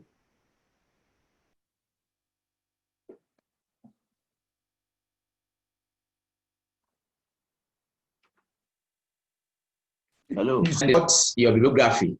You need to import your bibliography into Mendeley. So if you come, you can see import. Then you need to find out the style that whether Zotero, I've not used Zotero, whether it's using BibTeX or if it's using research information is IRS. So assuming I was importing from EndNote, all I do is, that is import. All I do is click on this, all right? And then I follow through to choose my base file, and then everything will be imported into Mendeley. So if Zotero uses BibTeX or research information systems, you need to find out that, so you choose that one, and then you follow through to import your files into Mendeley, in which case all the content that you had will come in, and then you can still refresh to get your citation. If you do it and you have a challenge, the Research Commons is there for you. You can always also get in touch with us. Okay, how do you use Mendeley? Next question, please. How do you use Mendeley to read sources from other sources like Taylor and Francis, which are not in Sylvia?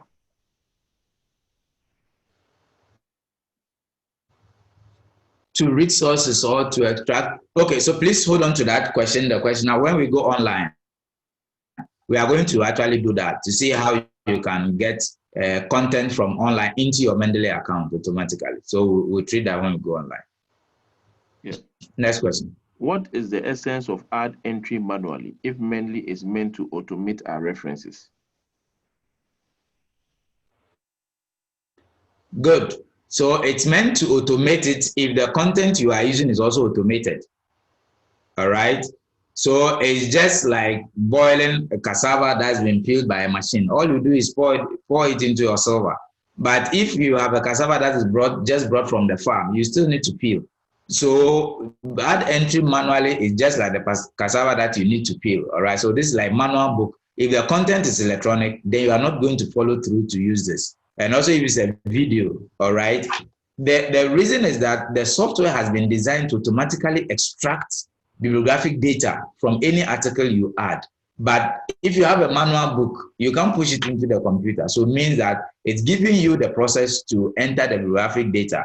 This part of it, people normally have a challenge with, but chances are that a particular book that you use for your research study, even in undergraduate, you may probably use that book for your master's and you may even consult it for your PhD. So once you create that bibliographic data in your account, it will always be there. Now, I was doing some paper on coronavirus. So I visited WHO and then I created this. So this bibliographic data that I created from WHO's website. In fact, I didn't add the, okay, this one I didn't add the data. Let me see. The paper is here. Let me show you something.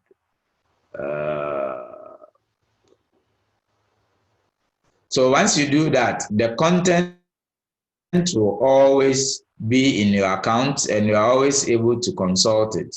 It should be okay. So it was about library preparedness during coronavirus. So you can see that I visited WHO and I created this.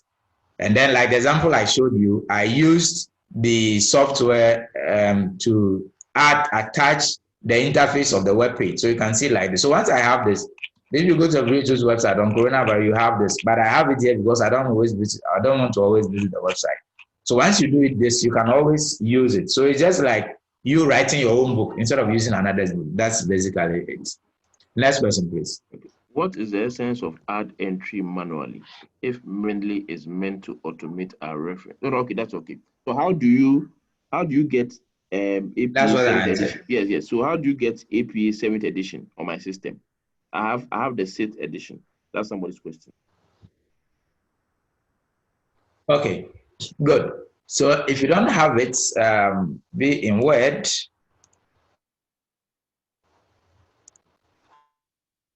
And then once you go to the styles, you go to more. more. So AP American Psychological Association, right? So it's here. So you can search for, once you search for American Psychological Association, you see. So this is it. And then once you select it, then you click on use this style. Then it will appear in your Microsoft list. So that is it. Let me do that again. So once you are in Word, you go to styles, pop the arrow down, choose more styles, and then you search for APA. So you can type American, all right, Psychological Association. Once I started typing, it's set. So you have it, it's here. You select it, and then you click on use it. Thank you. Next question, please. Okay. So how is Mendeley used in Oscola and McGill methods of citation? How is it used? Yes. I don't get the question. So when we are, so what he's trying to say is that when you look at the Mendeley, we don't see Oscola and McGill method of citation in the when you go to Word and click on the open Mendeley. In the list. Yes, in the list. So the question is, how do we use in the list? Yes. You mean the styles here? Exactly. Oh, no, so that's why there is more. So you search for it. Okay. Okay. So once you search any style at all you want, you search for it, you find it. Okay. Yeah. Okay. Next question. So for online material referencing, does the APA allow the inclusion of date retrieved?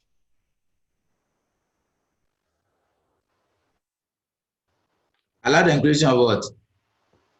The date of date retrieved, Yes, we just did that. It does. So if did we add the University of Ghana? So you can see it. So we remember that when we created this, we added the date retrieved. So this is it. Access 21st September 2020. Remember we just did this right now. Okay. Mr. Moderator, you need to respond for them. Yes. But another one says that. Yes, so it does add it. Yes. Another one says that how. One is asking if you can go through or go over again when it comes to connecting Mendeley to Word. It looks like he did injustice. He okay, so that's. So if you can kindly go through again. Okay, so this is it. So connecting Mendeley to Word, you have to be in Mendeley. You go to Tools, and then you normally see Install MS Word. This option here, it should normally read Install. If you go there and it reads Uninstall MS Word plugin, it means that it's already connected. Anytime you come here and it reads Install, it means that it's not connected, it is disintegrated. So then you click on it to install. Now I'm saying that if you don't use the software for a long while, it disconnects from Word, because there's a common app that a lot of softwares use with Word. So that's what happens. So if at some point you are in Word and for instance, you can't see these tools in here, then you have to go back to Mendeley and integrate it. Next question, please. Can you demonstrate citing multiple text by one author?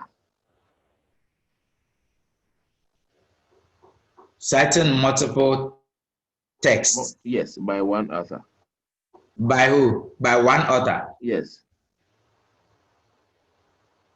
I don't know if I'm getting the question. Like citing books that are written by the same person. So, Joe Into, you can raise your hand so that when it's time, you can ask the question again. The other next question is that one says that he keeps Theophilus. He keeps downloading the software, but it crashes anytime he tries opening it. He should test his internet link. Okay. He checks it. Otherwise, he can, if he finds himself on campus, he can get in touch with the research command. They'll give him a copy. Okay. So the corrected question of Joe Intus is next question. Multiple text. So the correct question from the we don't have time. We'll let the questions flow quickly. Yes. So I'm saying the correct question from the previous question is that it's a multiple text by one author published in the same year. So he's talking about how to demonstrate. Published in the same year. Yes. So because I'm not sure I have content like that. So I'm going to, let's use an assume situation to rehearse. So I put my, assuming we want the in-text citation, multiple text is here. Assuming we want the citation to be, let's say here, I put my mouse pointer there, all right? And then I said there are two ways. So when I go to insert citation, you can search for it, or the easy way is to go to Mendeley. So assuming this being the same year as the problem, I'm not sure I have anybody in it. But so let's assume that this continuous content are those content owned by the same person. So what you do is click on this, hold down Control, and then select all the articles that you think that same author owns or has authorship to. Then so you select them. So assuming I'm done. So I've just selected 1, 2. Let me highlight some there too. So assuming these are the articles 1, 2, 3, 4. All right. Then you click on Cite. That's basically it. So it's all about you finding the articles. So that's it. So we are assuming that all these are the same person from here to here. Then you enter it. That's all. It's very simple. Thank you. Next question. So in case you have not selected a field of study, and once you do it, the reference list. Carry on. Yeah, in case you have not selected a field of study, how would you? Yes, in case you have not selected a field of study, how would you go back and select a field of study? That I realize sometimes a bit difficult, but normally when you are creating it, you need to choose that, and you always choose it because it's a question that the system asks. Unless you chose a wrong field, then that should, because it's a question that you normally need to answer. But if you didn't, let's assume there was a rare situation where you didn't, the system still will use the content that you frequently search for to do the suggestion for you, so you will not be lacking, because there's an algorithm in the system that does that, so you won't be lacking in that front. Next question, please. Yeah. So how do I convert my Gmail account to my Eugene student account, since I've already created the Mendeley account with my Gmail account? Okay, so hold on to that. When we get online, we'll treat that. So let's hold on to that question. Another one is how can I use the software? Yes. Another one is how can I use the software for footnotes?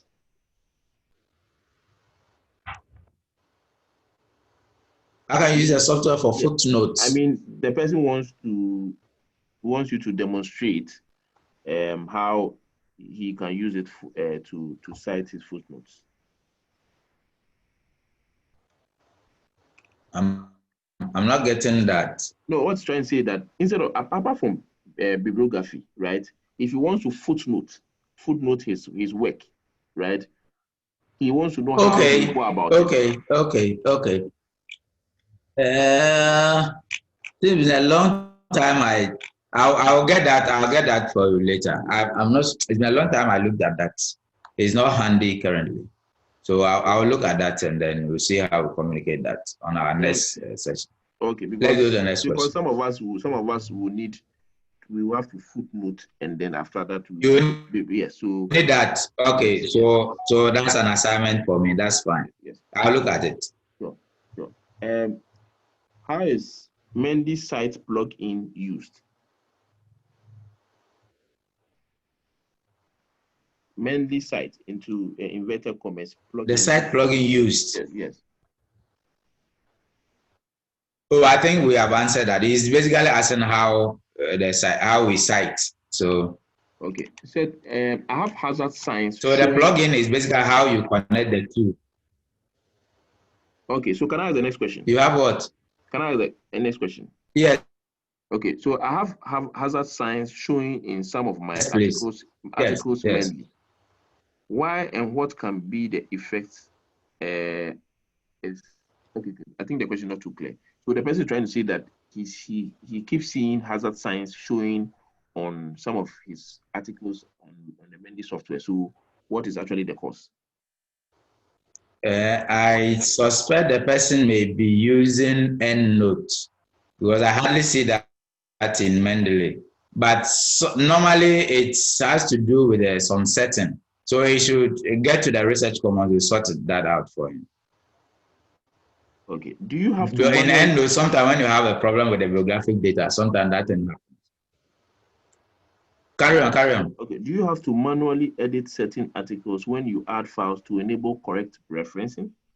I learned if articles are not from Science Direct or other known journals, you have to manually edit them. How true is this? Yes. So that is what I meant by ensuring that your content are correct in Mendeley. Because I, for instance, have realized that if you extract content, when we go online, you see that if you extract content directly from JSTOR, for instance, the system is unable to extract the bibliographic data correctly. So that when you add it, you need to look at it. So you need to, so assuming this is from JSTOR, I click on it and then I look at the bibliographic data just within a few seconds. You can even open it. So once you have it open like this, at least you can see the year, you can see the name. So you cross-check to see if the name in there is actually what is in there, right? Just to be sure. Okay. So even for this one, you can see that there's a mistake here because it says quotes healthier. Meanwhile, these are the authors. You get it. So it means that this has to be corrected. So this is a perfect example. So when you do this, you need to look at it. The year, fine, the year is correct. All right. So these are the authors. Meanwhile, the system was unable to extract the correct author for the details, meaning I need to look at it again later. All right. So this is a perfect example for this. So when that happens, you open the article, you look at it from here because these are the details in the article, like the DOI. Now, DOI stands for Digital Object Identifier, and it's normally down here. So this is DOI, so Digital Object Identifier. So this serves as a URL to an article. If I copy this and I went into a web browser and pasted it, if you find an article that has a DOI, it is more preferable these days than the URL. So if you have an article with DOI, please use it. The DOI is just like your student ID. It's a straight target, not to the web page, but to the article. So it's most preferable these days than the URL. Next question, please. I've been trying to log into the desktop account, but it keeps showing me that my password is wrong, even though I am using the same password I registered with. Yes, sometimes whilst typing, you may have by mistake press maybe a comma, a full stop, something that can cause that. Sometimes I didn't take note, or maybe a cap log or something. So what you can do is to use the forgotten password to recreate it. The system will send, so be sure you have access to your email. So open your email and then you click on forgotten password. The system will ask you for your email, you enter it, and then a link will be sent to your email. You click on it and then you are able to change the password. Please, when you are creating the password, look at it closely and be sure you have typed what you meant. Next question, please. I would like to know if there is any difference between the Mendeley APA reference and that of the APA referencing style built in the latest versions of Microsoft Office Word. If no, can I use the Office Word version as alternative to Mendeley? Yes. So all we are doing is to give you the options. If you find the Word option easier to use, that is fine.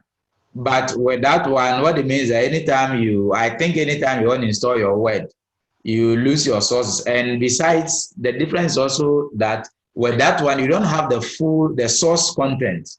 Okay, you only have the bibliographic data.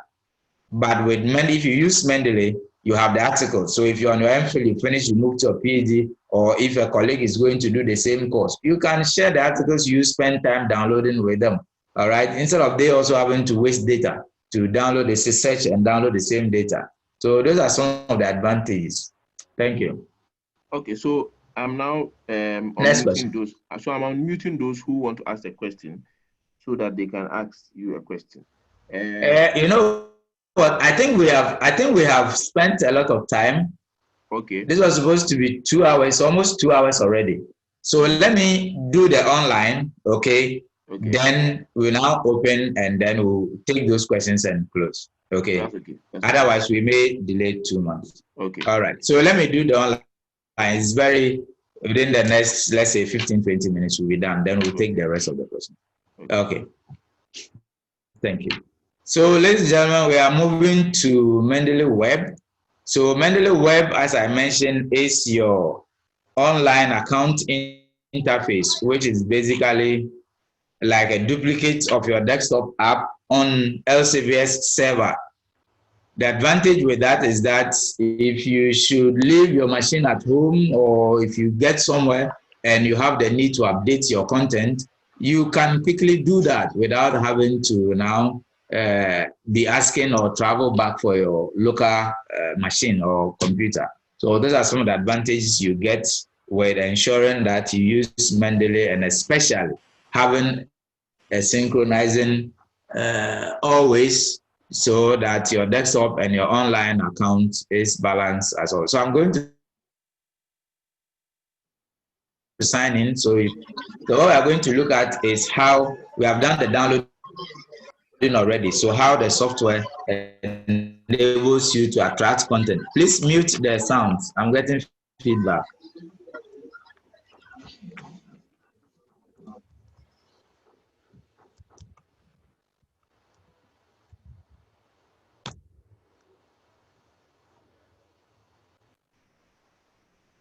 Okay, so this is my account interface. All right, so let me introduce us to the buttons. So this is feed. So Mendeley feed basically gives you an update of what's ongoing in the system. So you can see the content I added when we're on the desktop. Okay. And then, so feed is basically gives you information about updates, what other users in Mendeley are saying.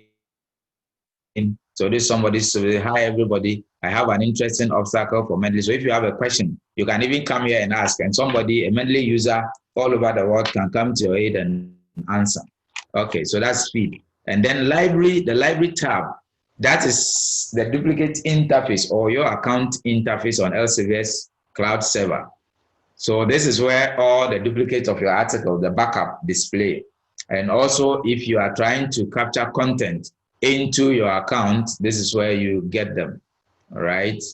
So let me just duplicate this tab so we can. So this is where we get. So we'll get back to this. So if I scroll down, remember I created a group and named it GRASAG. All right. So this is it. I didn't do this online. I did this when we're on the desktop. So that's what I'm saying. I created a group also known as GRASAG. So it's here. All right. So every group that you create, a copy is saved, or every content you create, a copy is saved on Elsevier's web page. They are cloud server, so you are always able to reconsult them. Okay, so let me take us back to the tabs. And then we have Mendeley Suggest. So this is what I was saying. This is the tab that gives you the suggestions of related articles to what the content you normally search for. So if this is what I meant by, if you are working, you can start your searching from here, because the system looks at what you search and will recommend related content for you in here. So you can start your search from here. So it's a comparison of virus concentration methods for the RT-QR. I don't understand what it means, but I have this because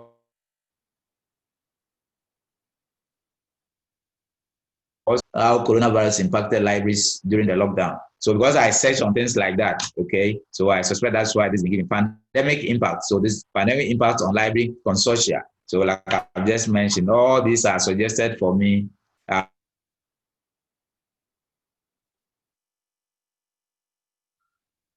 not even pandemic. You realize that. So I have to come back and look at all this and then see if there's a way I can fuse them into what I'm writing. So this is your suggest tab. You can see there are so many of them. Some suggests for you. So you can see the suggestions that I have here are related to my field. And then groups. So this is where you have the groups that you belong to. So you normally see University of Ghana and all other groups that you have subscribed to belong to. So if you found a group, so I'm a member of the University of Ghana group, so I'm here. This is a group I created for. So this Ghana Institution of Engineers, I create this a mock, this I created, GRASAG. So all right, so these are all groups that I created. So yesterday was I was preparing for this, I saw the citation analysis and bibliometrics. So I joined this group, all right, just to look at what they talk about in terms of the importance of citation and how it impacts on the researcher's worldview. So I just joined this group yesterday whilst preparing to see that if I can get some knowledge in there. So you can also do same, that's groups for you. And then you have data sets. So this is the tab, you can later come, a data set is a whole pack on itself. So this is the pack that talks about how you can upload your data sets, all right, into Mendeley, into Elsevier's data set system. I'm saying that now it is required that if a researcher is able to prune his or her data set into a standard, you can upload them into Elsevier's system, and then people can look for it and use it and cite you. So meaning that you are getting double recommendation from the output and also from the data that you collected and created for the world to see. And then you have careers. If you need a job, you come to careers, you see what jobs Mendeley have for you. And then funding, as I mentioned. So funding is an interface that shows you all the funding opportunities that Mendeley aggregates for you. So you see the interface I showed was 19, now we have 21,000. So how do you, so assuming you are a student, you are social science or medicine. So if you come here because I'm social science, so if you come here, so these are the groups, all right? So community health and social service grants. So you can see them here, up to 25,000 US dollars. So you just take time, go through them, try some, you never know where your blessings come. All right. And then we also have the search. Now the search gives you three options. You can search for papers, that's journal articles. So when you search from here, you're actually searching from the system's web catalog, which is the list of content that other users have uploaded into the system. All right, so the one I have uploaded, the one you have uploaded, the one the other guy has uploaded, all comes back to form a database. So when you are searching, the details of that content. And if your institution subscribe to it, then you can use your institution's credentials to get the full source document. And then you can also search for people to join, to follow. So maybe you want to see your lecturer or supervisor or some renowned publisher or writer or expert in some field or your field. You can search for his name, and if it's on Mendeley, you click to join and follow them. All right. So you can also come to groups, right? So groups also, this is where you search for the groups to join. So once I select groups, so if I come to, let's say,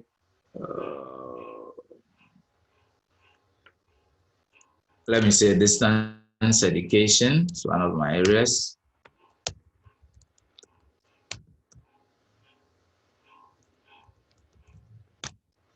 No. Hey, don't do that. Distance education.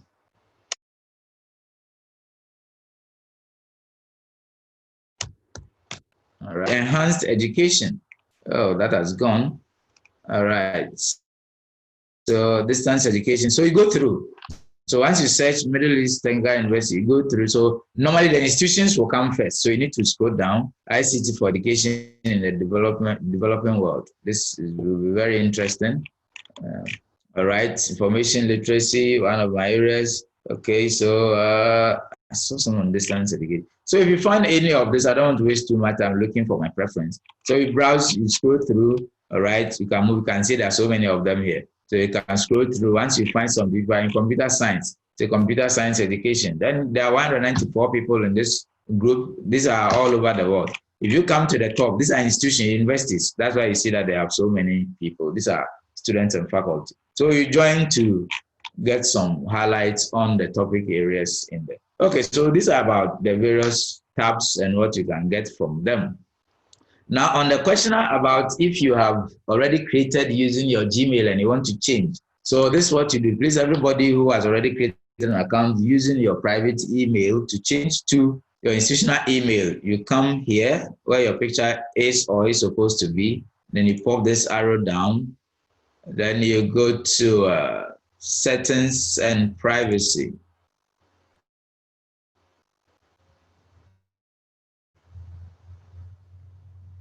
All right.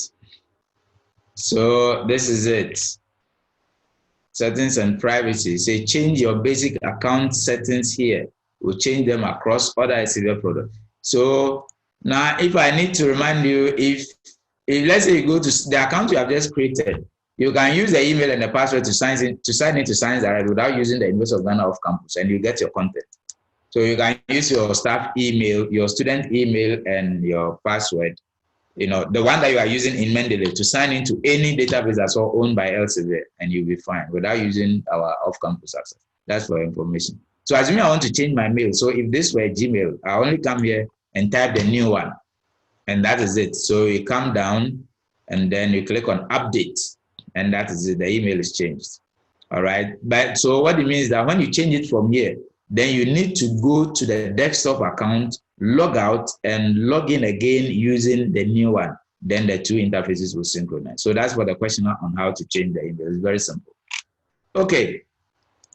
So now let's go to how to extract content from various websites. Let's try. We are going to try Science Direct, and then we also do Google Scholar, and then we'll take the questions. But before you do that, so Mendeley has what I think that was what somebody asked. Mendeley web plugin. Okay, so this is it. So this interface is a web importer. So this is the button that you normally use to capture content into your account. All right. So to do that, it means that you need to sign in on your account. And then let me get home first, then see how we get this. Okay, so what's here? Let me go to some of the tabs. Keep scrolling. Okay, so you scroll down to the bottom of the page like this. And then, okay, let me restart. So I'm done with the introduction of the interface and the buttons and what you get from them. What I'm taking you through now is how you can extract articles from database like Science Direct, Google Scholar, Emerald Insight, JSTOR, and all those into your Mendeley account directly without having to download them to your desktop. So that's what we are doing. Now, to do that, you need to enable Mendeley's plugin known as Web Importer. So what we are going to do now is how to install the Web Importer. So to do that, I'm going to disable mine. I'm going to uninstall. So this is it. So I'm going to disable mine right now, and then we'll do it again so you can see it properly. So I right click and then say remove from Chrome. Okay. Come on.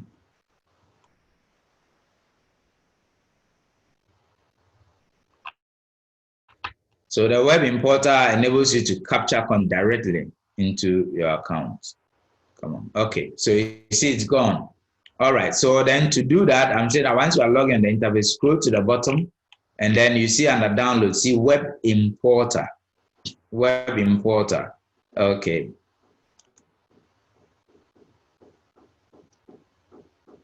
So once you are here, the system automatically picks the browser that you are using to access it. So I am using Chrome. That's why I say get web importer for Chrome. So you click on the red tab.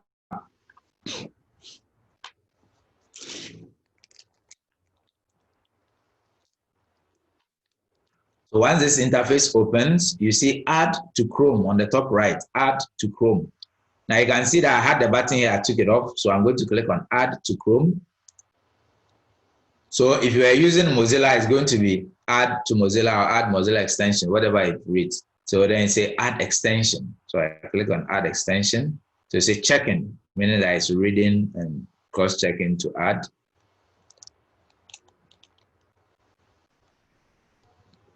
Once it finishes checking, you see it appear here.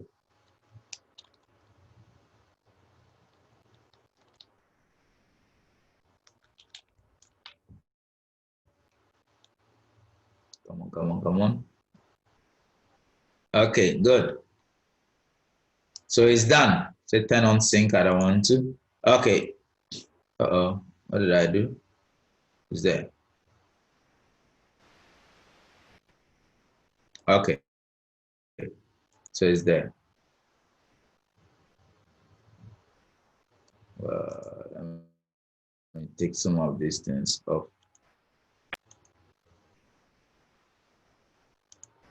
All right, so instead of displaying on its own, now I have it here. So let me pin it. So then it's now showing here. Okay, so now that we have this, let's go into a database. So I'm going to use this tab.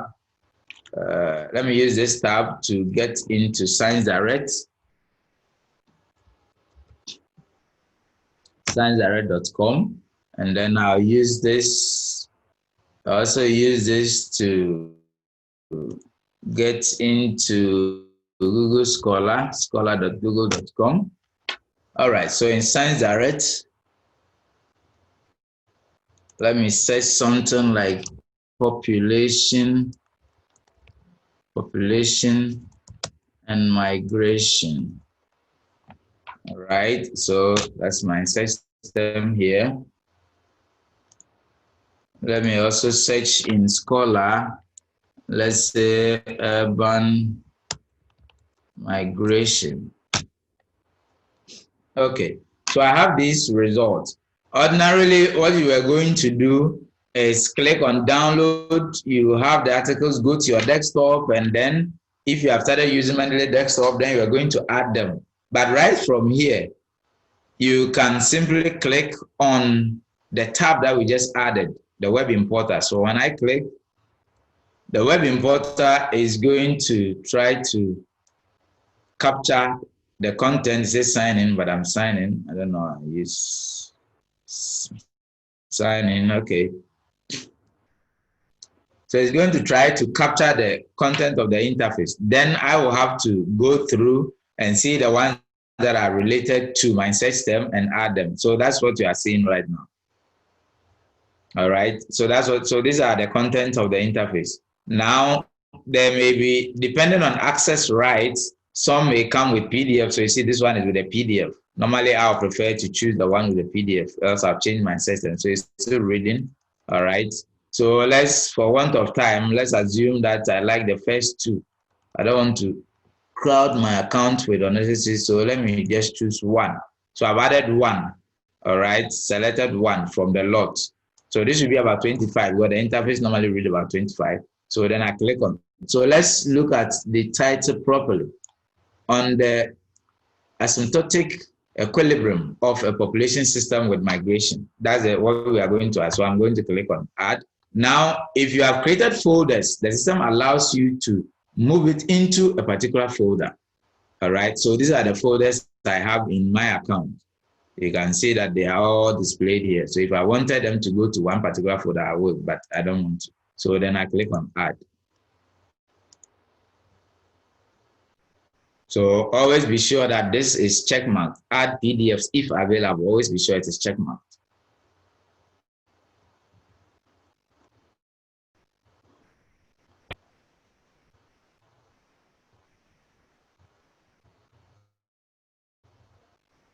All right. So you can see it's a PDF check, reference check, meaning that the content is in my Mendeley account. Now, how does it get in there? It will get into your web account. All right.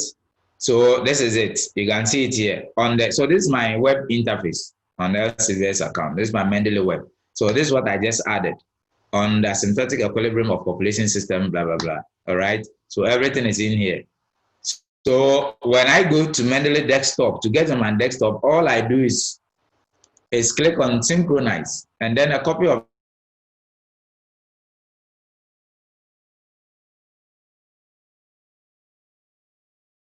is coming to my desktop. Synchronizing. So that article is coming to my Mendeley desktop quickly. So it will come. So let's follow. So that's how you add content into your account. I don't want to have too many. So synced. You can take back again to same thing. It's basically the same. So I click on the web importer, and then it will extract the content of the page. So then you don't duplicate, because if you download it into a folder on your desktop, and then you add them into your account, what you are doing is that you are duplicating because the files will still be in that folder. And you either have to delete them or you are wasting space. But if you add them like this, already a copy has been saved in your cloud account, meaning that your device independence has been sorted. Any device at all, you can access that content on, and then you can work from anywhere. Come on. It's taking time. So just like we did, it's basically the same process, and then you synchronize. Okay, let me see if the other one is in on the desktop. It's still, so I'll go to recently added if I want to be very sure. Yes, so it's in on the asymptotic equilibrium of population. So that's it. So you don't waste time downloading on your desktop. So this is what I meant by if you are traveling, you can use your phone to do what exactly we have just done. You can use your phone to do that whilst in the bus, because once you search, you can tell if a particular article is related to your project, your field, or not.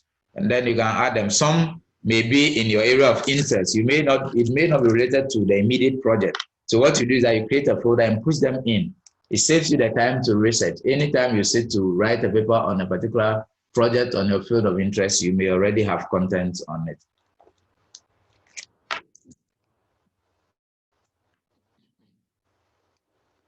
Okay, so that's it. It took a while, but the extraction is done. So all the content on the page, all right? So let's assume I like the first one. All I do is check mark, just like we did. And then I can choose a folder. I don't want to crowd my account, all right? So once I click, okay, let me just do it. I'll delete it. So it means that there was a problem. You can have this, I don't know why, but because the PDF. So sometimes once it's open here, there should be app access. So it says there's a restriction. So it means that the PDF is not gone, but then the reference details is gone. So what you can do if you need it, research, nobody said it's easy. I didn't look at the article. Assuming it was this one, what you do is click on it to read it. All in all, the advantage is that once you have it, you can access it anywhere and use it as many times as you want, and also share it with colleagues and friends. Okay, so basically that is about Mendeley Web. So as the questions unfold, if there's something I left, I'm sure I'll remember to touch on. So, Mr. Moderator, let's get the rest of the questions. I've unmuted you. Kindly ask your question so that we can move on. Yes. So anyone who has a question can, those who have raised their hand, I have unmuted you. So kindly ask the question. All right. Thank you very much. Hello. Hello, I'm listening. Please. All right. Thank you very much, Mr. Eric. You've given us enough. But someone was asking if how you could go about referencing a paper that was published in the same year by the same author. I think when you do that, it actually brings the years, the year, but it adds an alphabet to it. Also, the name. Yes, it does. It does. So yes. All right. So the main difference is the alphabet. Yeah. Okay. Yeah. All right. So, thank you very much. So I take it that you were helping me with the answer, right? Hello. Yes, please. Yes, please. Hello. Hello. Can I have your contact after? Yes, hello. I'm here. Hello. Mr. Moderator, can you mention their name so that it won't be chaos? Hello, it won't be chaotic. So mention someone's name and then the person can come. Morning. Good morning. Galaxy, please introduce yourself because Galaxy Note 8 is not a name. My name is Adam.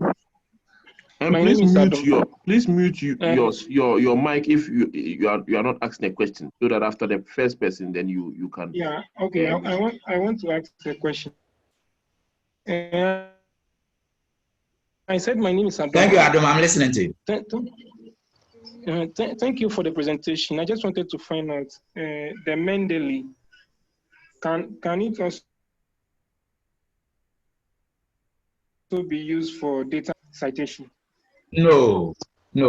This is purposefully designed package for referencing and research sources management, so that you don't have some of your sources on a pen drive, some on another machine in the office, some in the home, some here, some there. You lose one device, you've lost all your documents and all that. So this is purposefully for source management and then referencing. Thank you. Thank you. Okay. Hello, sir. I'm here. Yeah, please, I want to find out. I have materials that I've created documents on my laptop, and I have all my materials in it with subfolders in it. And I want them to come into the Mendeley as it is, as I've created the folders. How do I do it to get them in the folder, subfolders as you demonstrated? Okay. So in that case, if you come here and you choose add folder, it will not bring your folder. It will only bring the content. So what you can do is click on, open your Mendeley, go to all documents, right? And then create the folder with the names just like you have them. Do you understand? So then let's assume, what's the parent folder you have? So I have MPhil materials. Hello. Good. Yes. So the parent folder is MPhil math. Let's do math, right? So that is it. So once you do it, meaning these are the folder into which the rest are, then you are going to create a subfolder. So you right click and then it's a new folder. So what's one of the name of the subfolder? I have first semester. You have your answer, or you want to answer my question? What? First semester, second semester. So then you are going to do first sem, all right? Then you do another one, and then you name it second sem, all right? Okay. Sure. Once you are done, let's say this is all you are. So what do I mean is that the content are not in MPhil math, but they are in these subfolders. So then you click on first sem like this. So this interface you are seeing is inside of first sem that you are seeing. You see the name here. Then once it is open, you go to add, then you choose add folder, and then browse to locate the first sem folder, and then click on OK. So it will extract those content into first sem. Once that is done, you go back to second sem, and then you do the same.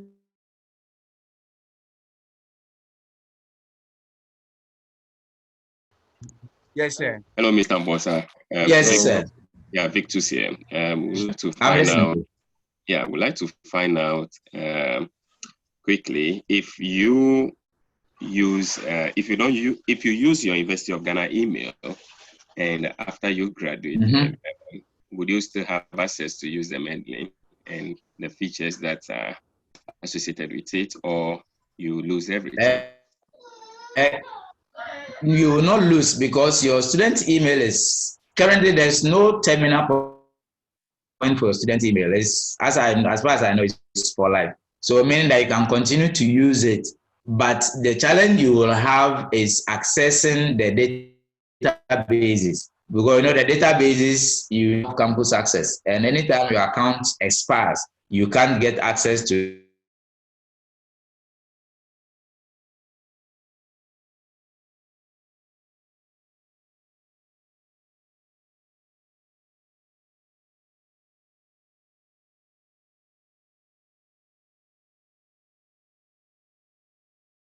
is the activation code. So once your email is for life, means that until a standard is set for cutoff, currently you have access. Thank you. Thank you very much. You're welcome, sir. I want to find out that, assuming you had already started your project without using the Mendeley software, and you have already even created your own bibliography manually, and you want to, is it possible that that manual bibliography you have created, is it possible you can import it into Mendeley? Okay, so you can't import the bibliography because what Mendeley gives. So right now, if I click on it, you see that it has a special highlighting, meaning that there's a code beneath it that enables the reference list to be generated automatically. So what you have created does not have any background running in script. So you can't automatically convert. What you can do is go to your Mendeley account and upload all the articles you use for the project into your account. Then when that is done, you come back to your Word or your working file. So assuming this is one of them that you manually typed, so you delete it and then you reinsert it. So you type it manually, so you delete it and use Mendeley to enter it. So I come to insert and then ZH. So this is it. I click on it and then I cite it. So what you get is that once the only thing you need to change is the in-text. The reference list will be generated automatically. So the only time you waste is changing its in-text, and then the system will change automatically for you. Somebody will say, why would I have to waste time doing that? What it means is that assuming you finished and you are extracting, let's say envelope and you're extracting an article from it to publish, remember some of the references you may still use in the article. So you are still either going to copy and paste, or you want the system to insert them for you. That the ones you type manually and the ones the system are still going to be separated. So you spend a few minutes to do this, and then you have all of them automated. So that if you need to use them in a different project or extract an article to publish, you are still within safe zone. Okay, thank you. I hope I've answered it. Yes, please. Thank you. Hello. Okay, thank you. Hello. Hello. Yes, please, I missed the portion when. Please, can you speak a bit loud? I can't hear you. Hello, can you hear me? Yes, it's better now. Yeah, so I wanted you to repeat the portion where you said maybe after review, you'd want to change your references start from maybe APA to Vancouver.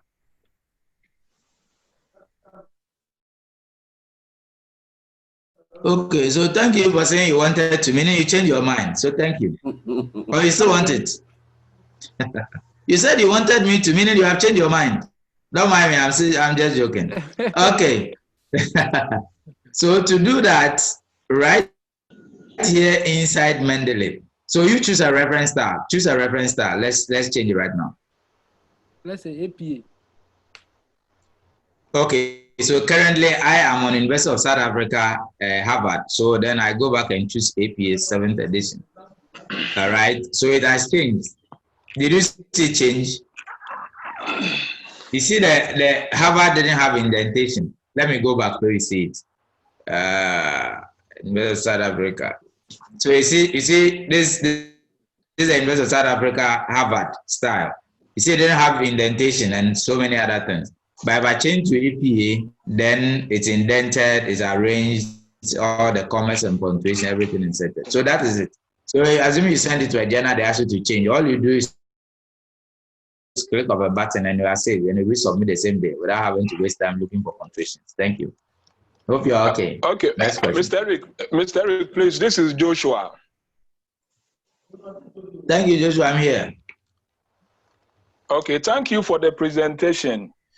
But my question is, I've written my thesis in various chapters, like chapter 1, chapter 2, 3, using the Mendeley to do my citation. But now, is there a possibility that I can fuse all the together as in the final work? As I'm now coming to combine to fuse all the references together. So what you can do is, since you use Mendeley to do it. So for instance, let me delete these things here. I believe you can see I just deleted them. Because the references are not of their own, but are generated based on the in-text. Once I click on refresh, they will repopulate. Come on. Okay. All right. Okay. Did the in-text go away? Oh, they are there. Okay. on. I think this one requires prayer and fasting. So once it's here, you can see the highlighter there. I don't know why it's not coming, but once you do that. So what I mean by this exercise, is that, you know, once you are going to copy chapter 1 and paste, chapter 2 and paste, and because the references in there, they have the Mendeley, background codes, all right? Once you do it, it should come and then it should be sorted once you, yes. So let me see something. Let me delete this file. Let me close and open again. Okay, so we'll be looking at how to, you know, fuse those documents in Word and all those other exercises. So you see how you can do that particular exercise smoothly. Oh no. Yeah, so if you are done, let me take another question.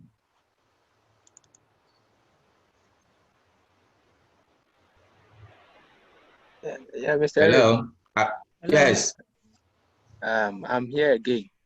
So from the question the person just asked, it means that when we correct a citation in Word and later we refresh, is it possible the correction can be undone? Yes, you need to correct it in Mendeley.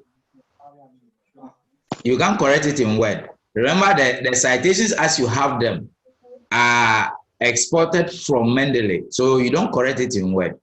So for this particular citation, Lane et al. 2020, if I delete, let's say I make it 2019. If I refresh, it will come back. If I refresh, it will come back as 2020 because it is not of its own. Now it's saying that I should keep it, all right? So if I click to keep, then it will change like that. But because that is not how it is, okay, so then it will come back. But if you want to change it and to keep it rightfully, you need to go to Mendeley and then look for it, right? And change it.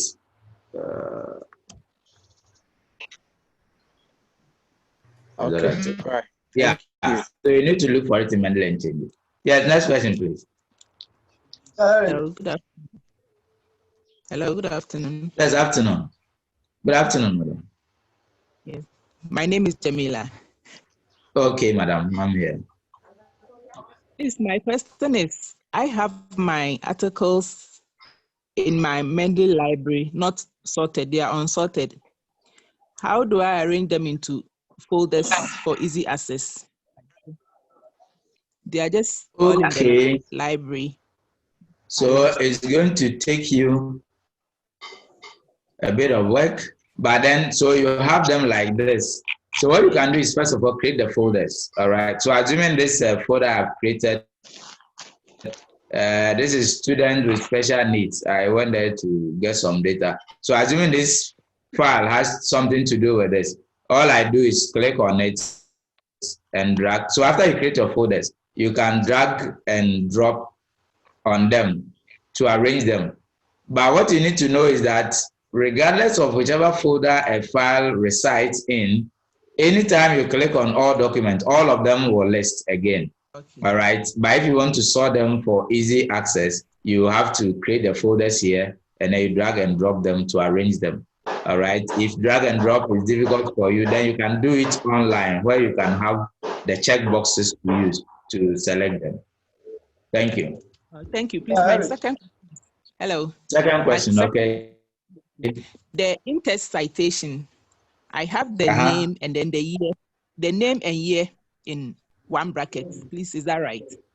I used the. It depends on the position. If it is before the quotation, then it is wrong. If it is after the quotation, then that is correct. So this is what I mean. According to. So if it's after the quotation, it is correct. So like this one, we are assuming that this is the reference for this highlighted quotation. So if it is here like this with the name University of Ghana 2018 in bracket, that is correct. But if it is like this, then it's not correct. If it's preceding the quotation, meaning that the author's name is part of the sentence or the statement, so it should be outside the bracket like this. So you delete the bracket and then you enclose it around the year. Okay. And then you click on Keep Manual Edit. Thank you. All right. Alex. Yes, sir. Hello. Yes, sir. Yeah, good afternoon. Good afternoon, sir. Yeah, so this is David, Business School Librarian. Yes, sir. Yes, boss.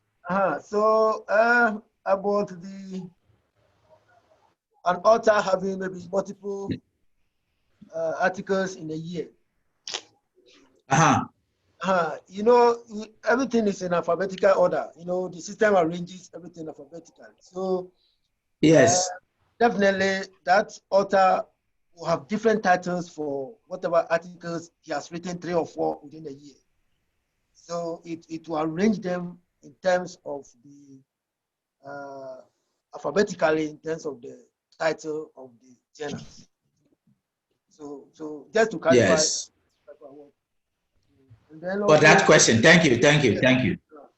Then also on the field of study, you know, most of the time, like you said, it's a field of study, maybe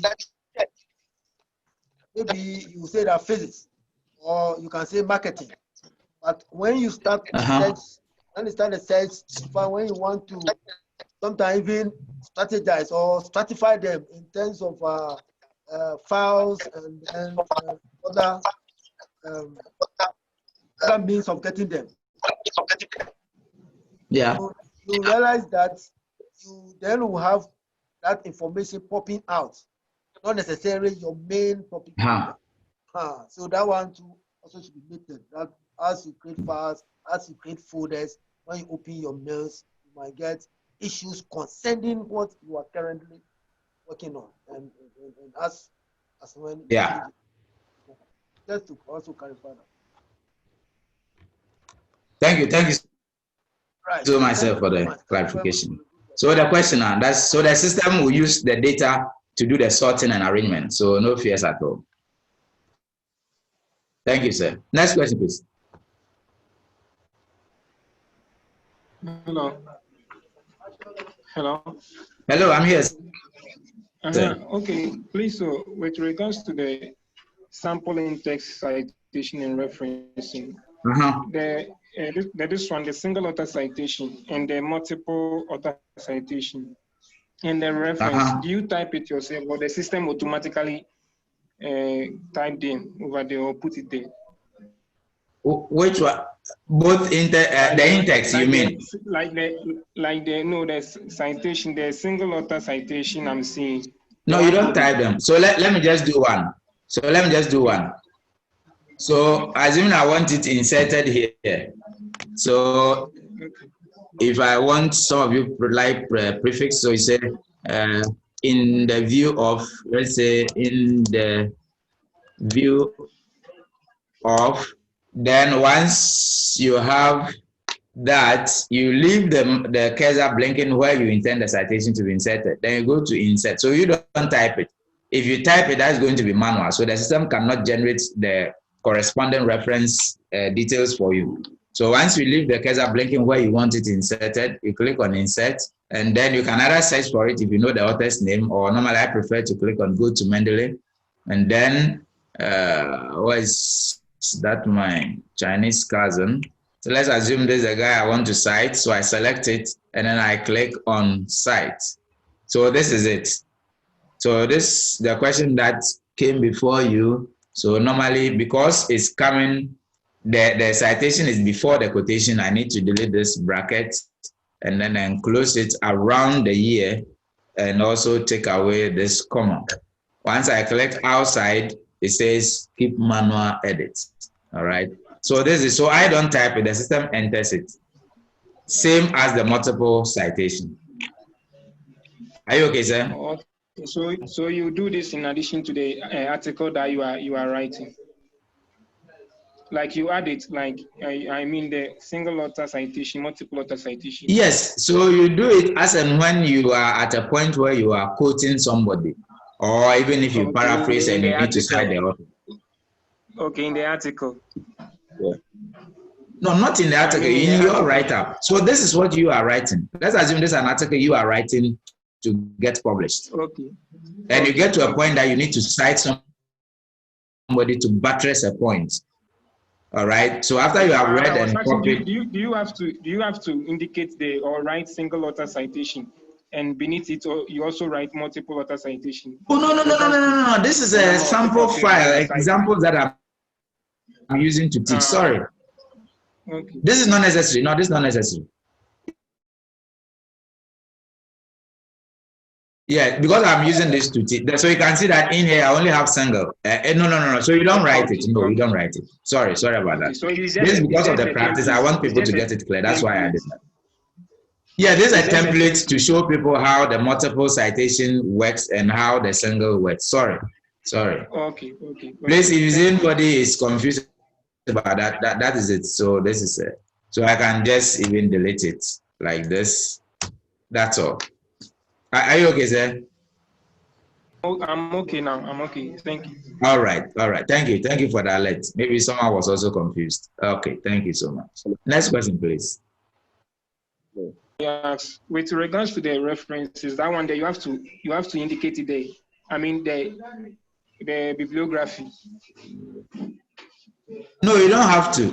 Because they will populate individually, so you don't have to. You populate individual. Okay. What happened to the reference? Okay, so I thought like after the article, you put in the references, as in the bibliography down there.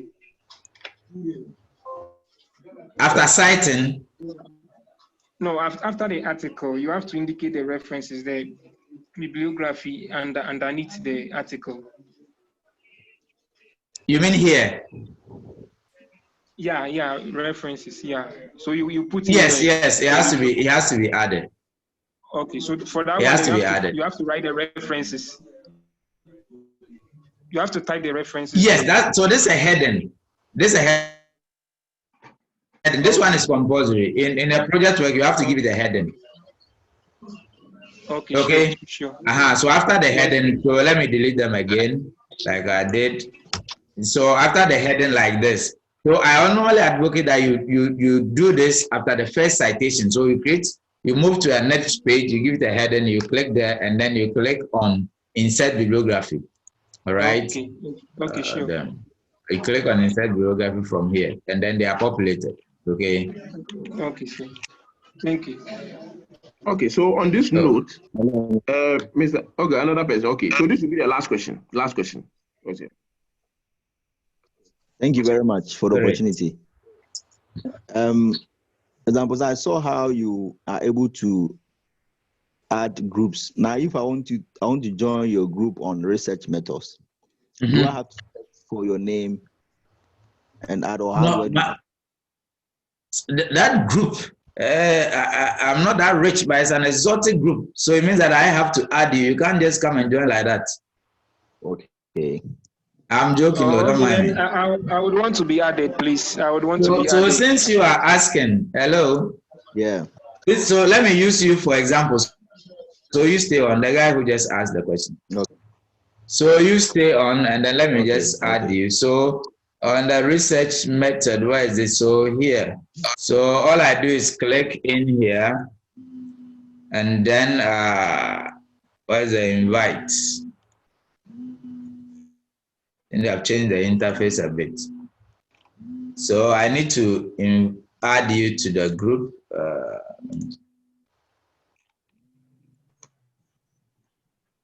Okay, let me do it from the desktop app. But in the online, the interface has changed a bit for me. So research method should be the same.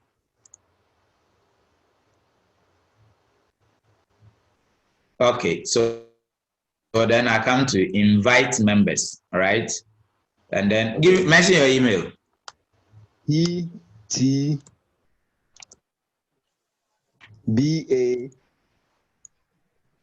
D or B? D or B? B. Oh, please start again. PT. Did you say? Please start again. P. E. T. P for pen. P for pen. P. T. P. PT. Okay. B. A. ID. OO. At Gmail. Okay, please kindly add me to the group. Is this the email you are using in Mendeley?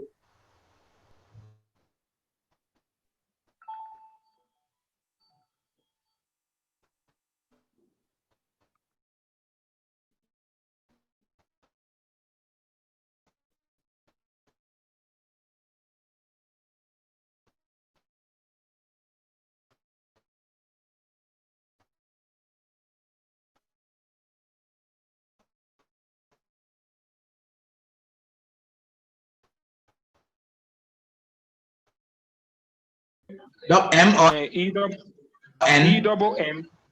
M double M. Like this? Yeah. A L L A B. Is the L2? Yeah, A B and A B. That Emmanuel, just type your email on the chat. A B. No, one L, not double L. One L. One L. Okay. And 2013 at gmail.com. 2013 at gmail.com. Gmail.com. Thank you. Okay. So I wonder, it says filter. So, Mr. Moderator, what you can do is those who are the social studies, humanities, who want to join that group, you can find a way to collect their emails and then send it to me. Let the secretary get it to me by email. Okay, so what I'll do is that anyone who wants to join that group can contact the GRASAG interim secretary so that you can give your email to her and she to Mr. Amponsa to add you to that group. Okay, but can we have the moderator's number? Not the moderator. I'm saying speak to the secretary, the interim secretary of GRASAG. Yes, so if you're on the GRASAG WhatsApp pages, she is there. You can type there and then she will respond to you. And then you can give okay, I'm actually a staff. I'm actually a staff. If you're a staff, fine. No problem. You can still we can still call the secretary and then she will give you the number of, so that shouldn't be a problem. So you are not out of place at all. Hello, please. We've still not gotten the PPT of the 1018. Let's contact. So no, on this note, on this note, Mr. Ponsa, I'm sure this particular topic is a very packed topic. We'll definitely call you again before our webinar series will end. And so this is not your last time. We'll speak as executives and then decide on the next time that you wish you to come, so that at least our colleagues can benefit, fervently on this one. So on this note, we would draw the curtains down. We wish all our colleagues a happy Kwame Nkrumah Memorial Day, and our next series or our next seminar or lecture is on Thursday. And so until then, let's say we'll say goodbye. Yes, I'm saying that the PPTs, we've not gotten them. We've not gotten them.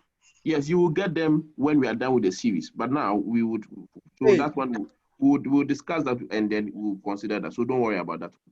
Just try and attend the lecture so that at least we can. But don't worry, whatever that you need, we'll definitely compile them and then send to you when we are done. We are talking about. Okay, bye to everyone. Yes, so Mr. Ponsa, thank you very much. Goodbye.